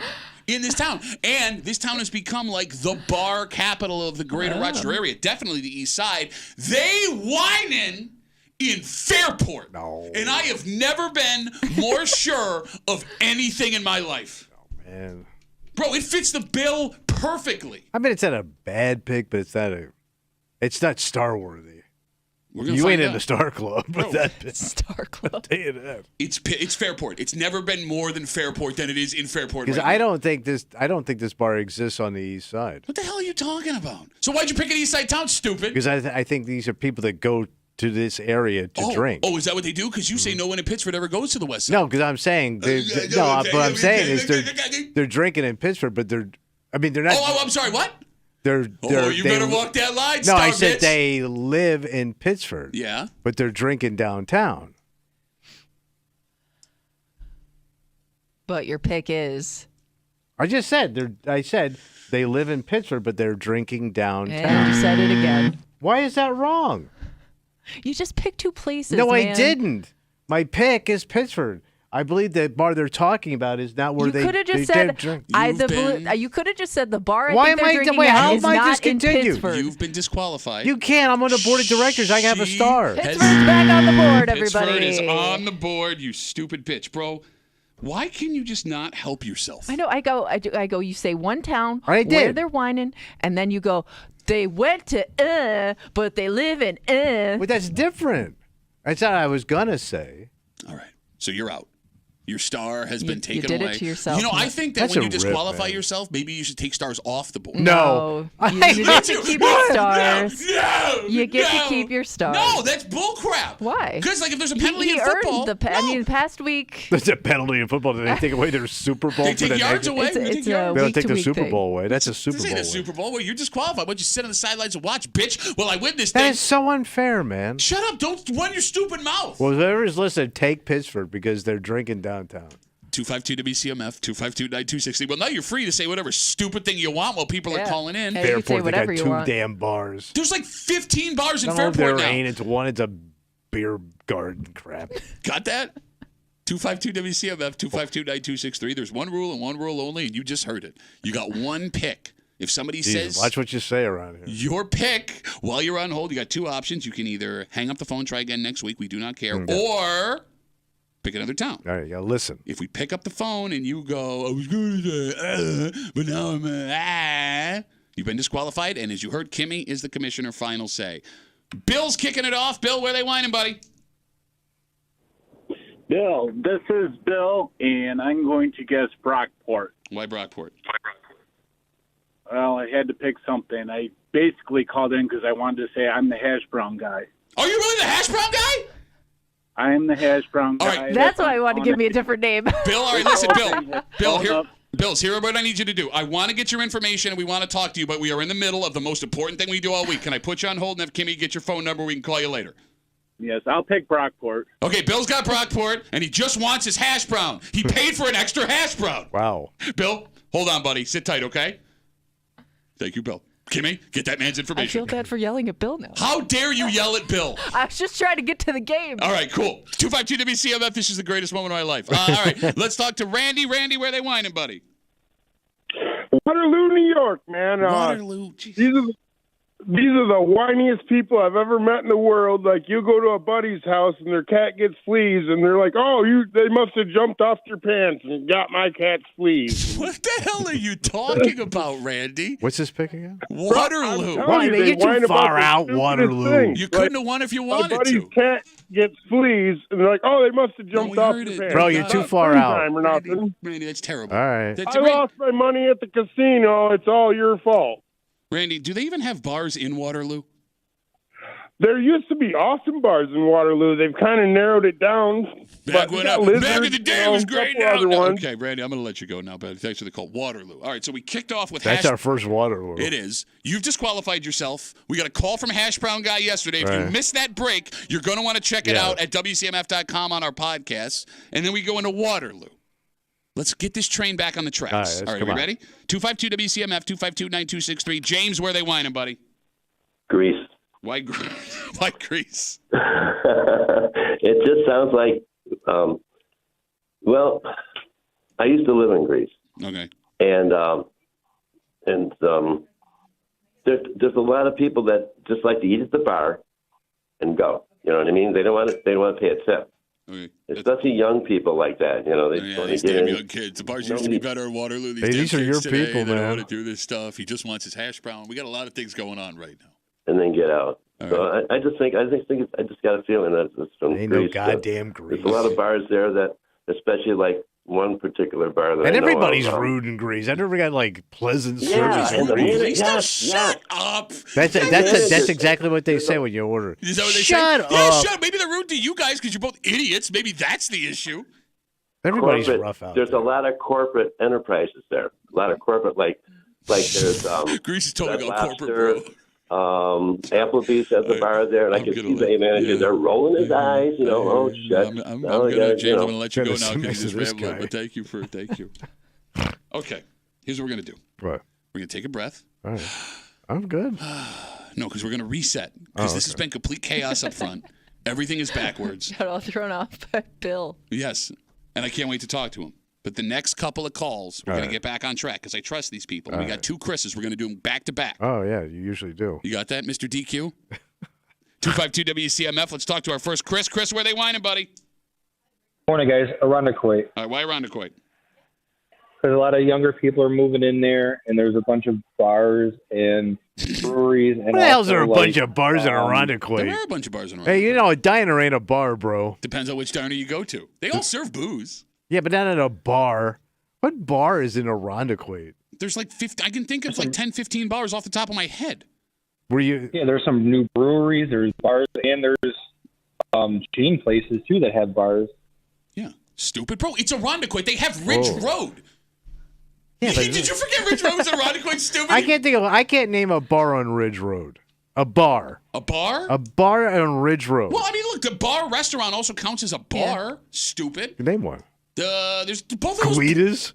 Applebee's. Applebee's. That's a bar, is it not that a bar? Ain't that this How guy's. do you know? How do you know? I was at Applebee's and I didn't like the service I received. Chris, we got you for Irondequoit, buddy. Thanks for the call. That is the worst bar pick of all time. I don't hate that one. I don't hate that. Like the only bar you got is Marge's. No, you got Shamrock Jack's. That's down there.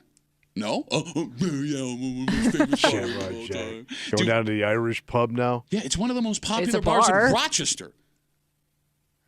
It's going to be overrun this weekend. It will. 252 WCMF, 252-9263. Keep in mind, Pittsford is still on the board because Tommy disqualified himself. It's the hottest pick. Let's talk to our second Chris. Chris V is on CMF. Chris, where they whining, buddy?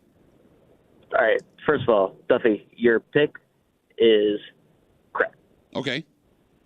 Because all the bar owners at Fairport are the nice people I've ever met in my life. So they are whining. They're whining. Canandaigua. Canandaigua? Yes. Why Canandaigua? Because I like to think that I know who this person is talking about. Okay. See, that's what everybody thinks when they call the show, Chris V. Well, at least he picked a bar town. Fairport is a bar town, stupid. Yeah, you close to Canandaigua, man. They got a strip. Chris, are you from Fairport? Yes, but I also... Fairport does the best.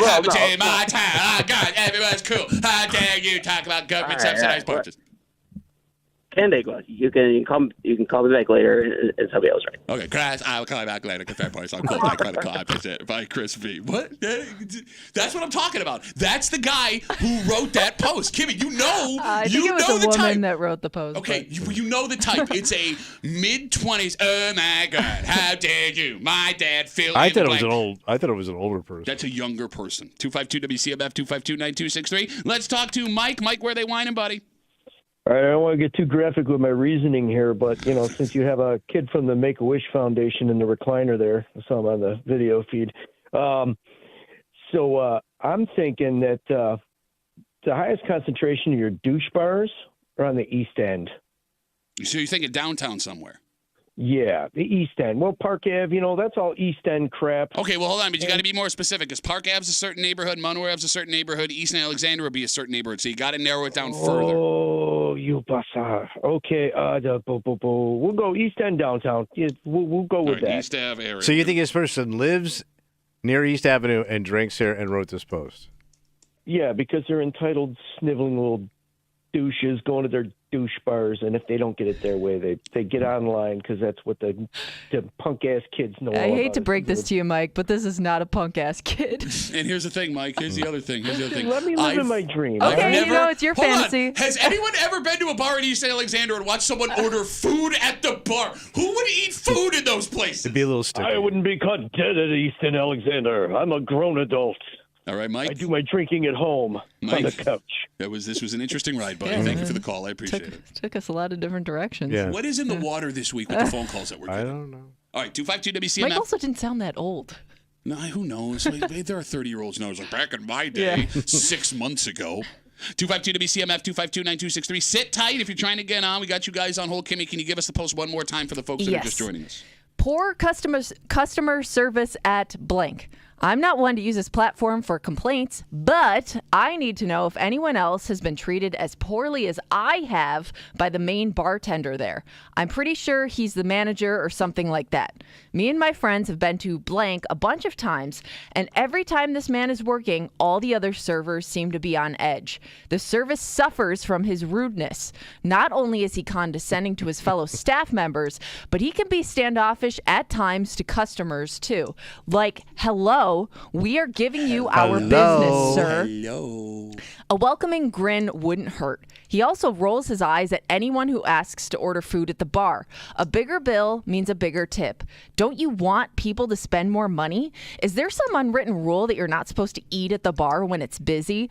I've never had Yes, there is, but go on. I've never had this type of reaction to ordering more than just drinks from a menu. I wouldn't normally post something like this, but I need to know if it's just me he's treating this way and what his problem is. 252 WCMF 252-9263. Tommy kicked it off with Pittsford, but then disqualified himself because he thought they were drinking downtown. On the technicality. Which, by the way, you just made fun of Mike for saying. Not that downtown. I was thinking more Park Ave, Monroe Avenue, and University. They're more adult. You're just saying all the neighborhoods you can, so whatever comes up, you can be like, oh, I said it. Tommy was disqualified. I said drinking downtown, and those are all downtown spots. Tommy has been disqualified. Pittsford is still on the board. I'm in Fairport. Bill, who was the guy who just wanted his hash brown, he paid for an extra hash brown. He picked Brockport. We're going to call him back later this week. Randy is in Waterloo because Randy sucks hard. James is in Greece. He just kept rambling. Chris is in Irondequoit, which I don't hate that call. That's a lousy pick, man. Chris V, he's from Fairport, and he said Canada. Everyone in Fairport's really cool. You've never even been to Fairport. You don't even know the Fairport crew. So he picked Canandaigua? He picked Canandaigua. That's a good one. And then Mike is on East Ave, 252 WCMF, 252-9263. Let's start ripping through some folks. Yeah. You ready? Bob, where are they whining, buddy? Well, I'm going to go with Tommy's pick. You're going with Pittsford. Why Smart Pittsford? man. I'm going to request that if that wins, I'm going to request that the commissioner splits my star and gives That's not how we do this. It's not how we do this. No, it's not how we do this, And a half Bob. a star to Tommy. Bob, you can't get Bob, are you sacrificing your star for I Tommy? accept your star, Bobby. No, that's not a thing that can happen. You don't. They do it at the Academy Awards. Like sometimes they offer it to somebody else. I don't deserve this. Man. That's never happened in the history of the Academy No, I think Awards. it did. I think they split an Academy Award in half. No, but they hand it to the No, other they guy. don't. That's never happened. And then they share it. That has never happened in the history of that. Bob, you have been. Bob, if you win, it's your star. I'm sorry to tell you. But it's kind of half my star. No, but it's not though. I got to get the whole star. Yes. We cannot split the stars in half. It must go to one I person. appreciate or the it, other. Bobby.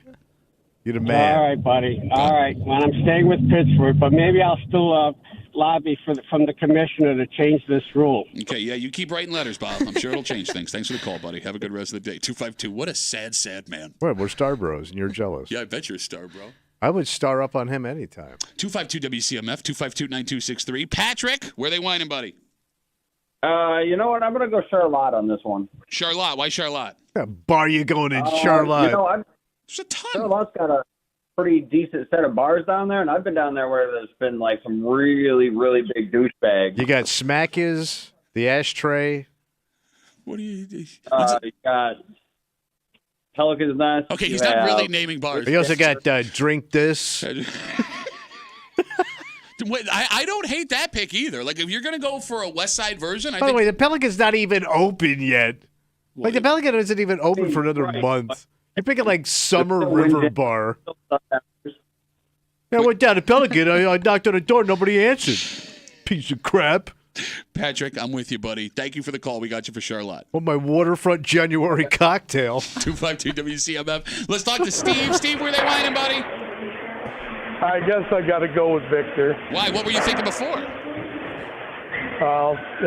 Apparently, I can't talk. I can't use your mom's house, so I got to go with Victor. That's not funny. That wasn't even a good joke. You're just laughing to try and hurt me, and that makes you a bad person, you dick. Steve, we got you for Victor. Don't hurt yourself with all the heavy machinery back there, Steve.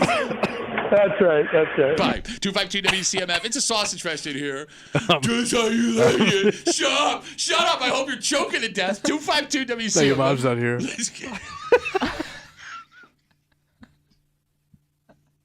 Why don't you just die, you old bastard? It's coming. Don't worry about it. Well, he's dying. 252 WCMF. Let's get a lady pick. Ashley, where they whining? I totally missed the last one. What did he got? Oh, now we're rolling the dice, Ashley. We can't tell you. Oh, What do you got? no. Well, I'm thinking Victor. Oh my God. There's no way. What are the odds? There's no way. You just picked Victor. Oh, Ashley, you suck so I'm much. so sorry, Ashley. And again, Was that his pick? yeah, it was his pick of all places. God, that Ashley, sucks. Ashley. Can I tell you guys something real quick? Sure. So I've been scared to call in, but this is like my favorite show ever, okay? Oh, Ashley. And last week I had the day off, and I was driving to my ultrasound with my husband, and I immediately was like, Brighton! And I didn't want to call in because I was scared because I thought I'd get made fun of by you guys really bad. Yeah, sure. But then when you announced that was the answer, I almost like jumped out of the car. I was so excited. All right, well, don't go into labor over Brighton. You could have had a star, Ashley. You could have had a star if you would have trusted yourself. Unfortunately, you were so stupid today, Ashley. So stupid. It wasn't her fault. She was on the phone. She's having a baby. Yeah. I know. Her hormones are off. I get it. Hopefully the stupid isn't transferred into the fetus. Fingers crossed, everybody. Right. Hopefully Ashley, not. congratulations on your baby. Thanks for the call. I appreciate it. Thanks, guys. Bye. There goes disqualified Ashley. What are the odds? Well, she's calling for two. We'll take two more real quick. 252 WCMF. Josh, where are they whining, buddy? We're going to Henrietta. Okay, why Henrietta? Because there's a bunch of douchey bars on Jeff Road. Like Jeff McGregor. Don't name the bars, Josh. That's a dick thing to do. There's a lot to pick from Yeah, there. there's like literally 1,000 bars. There is. That's a good call. Oh, is it? Because you said it's in the chamber, it ain't an Applebee's, it ain't an Afghan, it ain't like that. Josh, we got you. Thanks, buddy. Have a good rest of the day. All right. We're going to close it down with the man we trust the most to disappoint us. 252 WCMF, 252-9263. Ben has got the last pick. Ben, where are they whining, buddy? I'm going to say Walworth. Walworth, well, you've got to be kidding me, man. There's a brewery in Walworth, and Ben. if you think about it, this might include golf courses because most golf courses have a restaurant and bar in the golf course. Ben, you sat on hold for 20 minutes to pick Walworth. When I think high-end golf community and bars, I think Walworth. Have you been That's to the kind of place you Greystone, wear jackass? denim cargo shorts to play golf. Ben. It's Walworth. Okay. I'm extremely disappointed in you. Walworth. All right, I'm going to let you go, and we're not going to end on that. Ben, I want you to know you've shamed yourself so much you don't get to be the last pick now. How's that? That's terrible. That's rude, guys. Bye, Ben. Have a good rest of the day. We'll wrap it up with a lady, because I want one non-disqualified lady. How about that? Kristen's got the last word. Kristen, where are they whining? Okay, first of all, I hate Ben. Second of all, I think somebody else didn't pick it while I was calling. I'm sorry, Walworth. I pick Henrietta. Oh, my God. Kristen, what are you doing? I must have missed it when I was calling in. Oh, no. See what baby Jesus does when you hurt Ben? Oh, I'm so sorry, Ben. I'm going to hell. Bye, Kristen. Okay. By the way, this plays into our theory that women disqualify themselves at a much higher percentage than men. Both women that called immediately They disqualified. were on the phone during those picks in their defense. Not my fault, baby. Not my fault. All right. So here's the problem. What's the problem? We have 1, 2, 3, 4, 5, 6, 7, 8, 9, 10, 11, 12, 13, 14, 15 picks. Yeah.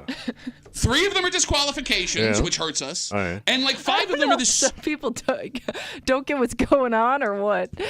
I don't know. And on top of that, 5 of them are just the worst picks you've ever heard. Yes. So it sounds like we have a lot of picks, but the odds that we hit may be small. I think we're hitting today. Shut up, DQ. No, because she made a face. With who? Did I? You don't want to know. Oh. She made a face. All right. Tommy picked Pittsford, but disqualified himself. I am in Fairport. Bill, who was the guy who wanted his hash brown in that viral video, picked Brockport.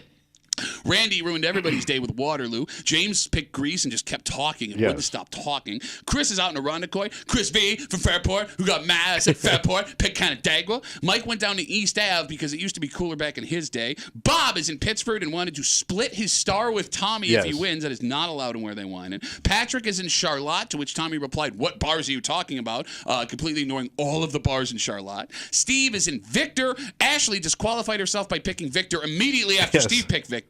Josh is in Henrietta. Ben picked Walworth. Kristen then called up, said she hated Ben, and then proceeded to disqualify herself by picking Henrietta. A lot of things going on this morning. A lot of things. Wow. All right. There we go. Everyone take a deep breath. Yes. Are we ready? I'm ready. All right, let's do this thing. Spencerport! Yates! Henrietta! Where Look at her face. I want to know what face or what town you think it is. I think it was I think it was my pick. Because when it was said, you made a face. When you said it? No, when the other guy picked it. Well, yeah, just because I wanted it to be that. But All right. You dumb. You so dumb. we are still in a star drought, my You friend. are kidding me. We are still in a star drought because they whining in Webster. Oh, man. Well, you know, they got all those new places that opened up in Webster. What are you selling, Webster? You got all these new places. And Bro, lots of Webster nice has people. blown up. Like, they have built so much stuff out there. It's like Florida. Yeah, it's almost like somebody left and everyone wanted to go there again. I do feel like, though, there were just a lot of towns left on the board. Yeah, you know what I mean? Yeah, because We we did had bunch. Yeah. Waterloo, we had Canandaigua, we had Walworth. Like, Yeah, we were out there. All right. Man, so we've only had a winner one this month. Yeah. Of the last 4 weeks. Damn. So, I'm just undefeated, baby. No, shut up. This doesn't Nobody did. I'm the disqualified yourself. only star holder the only still. star. No, but we've petitioned the commissioner to remove the star No, if you've been disqualified. you, not we. Ain't have no got several- we, No, man. no removal of stars, no splitting stars. Really, even if something terrible happens, like, you know, What do you mean? it turns out like he did something in his past, right? Like, you know, like O.J. Simpson, his name should be off the wall. I'm just saying. We'd have to remove a lot of stuff if that was the case. All right, let's take a break.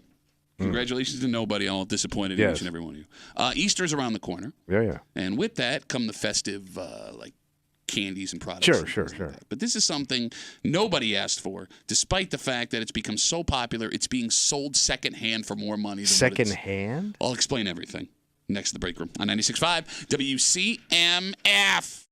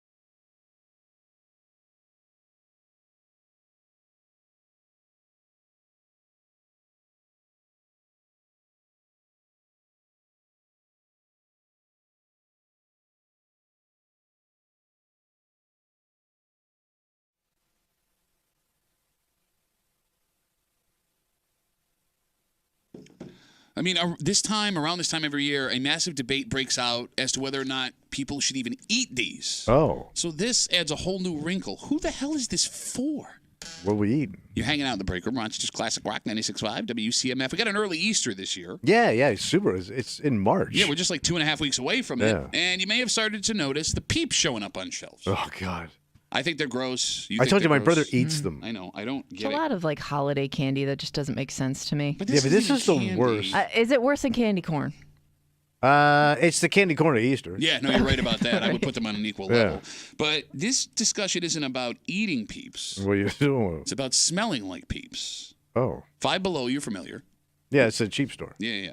Are selling Peeps body spray. So what would we just smell like? Because it's marshmallow and glazed sugar candy. Yep. So there are 2 scents they're selling. The yellow version is the marshmallow scented version. Right. The pink version is strawberry cream. All right. Now, because they're at Five Below, they sell for $5, but apparently it's popular enough where people are buying shelves out and they're now going for more money on the secondary market. Interesting. But those are. Why would you want to smell like that? I don't understand. The strawberries thing, I guess, wouldn't be that for kids or out something. of the question.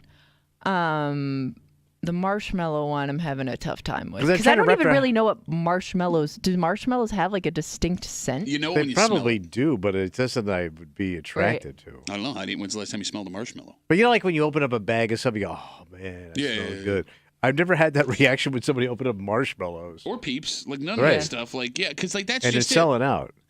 What's the point of smelling like a Peep? Because like it wouldn't be attractive in a romantic No. way. Like I can't get enough. Is it of for your- like little kids, little girls? I or don't know, something? but the fact that people are buying it and reselling it tells Yeah. me that these are adults that are purchasing this stuff. Sickos. And to your point, like a Peep is not a recognizable enough smell No. where you'd know right away. Like it would be funny. Like Burger King has sold like Whopper cologne before. Yeah. Bless you, Kimmy.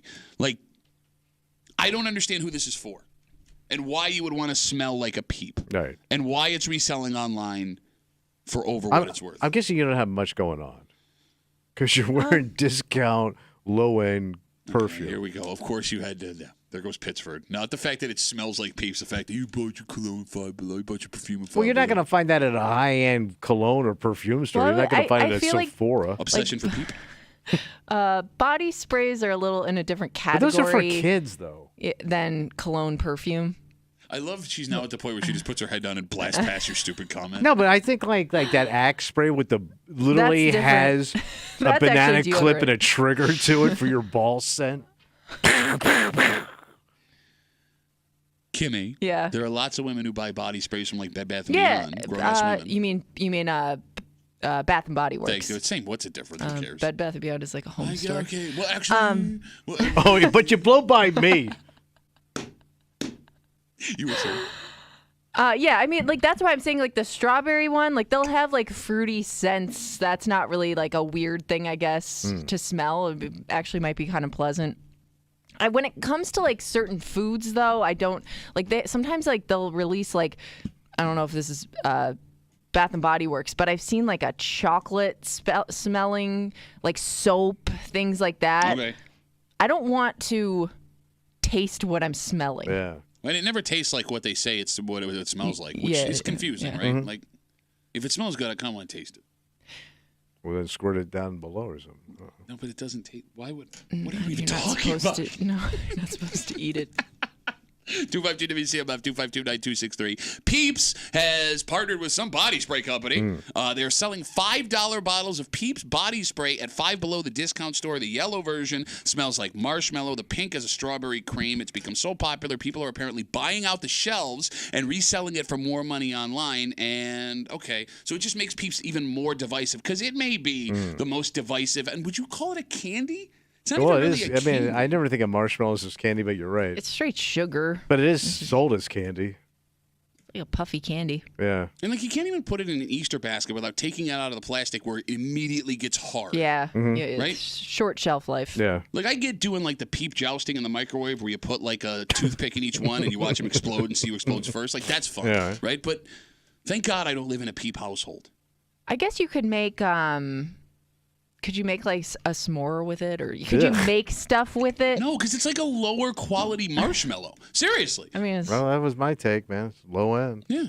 Well, no, you said the spray was low end. I'm talking about the peep. Well, if the candy's low end, the goddamn cologne's low end if it smells like the low end candy. Cologne, you East Side prick. It's a body spray. Well, it's the same thing. No, it's not. It's different. Big Oh, it's not a dress. It's not as strong usually.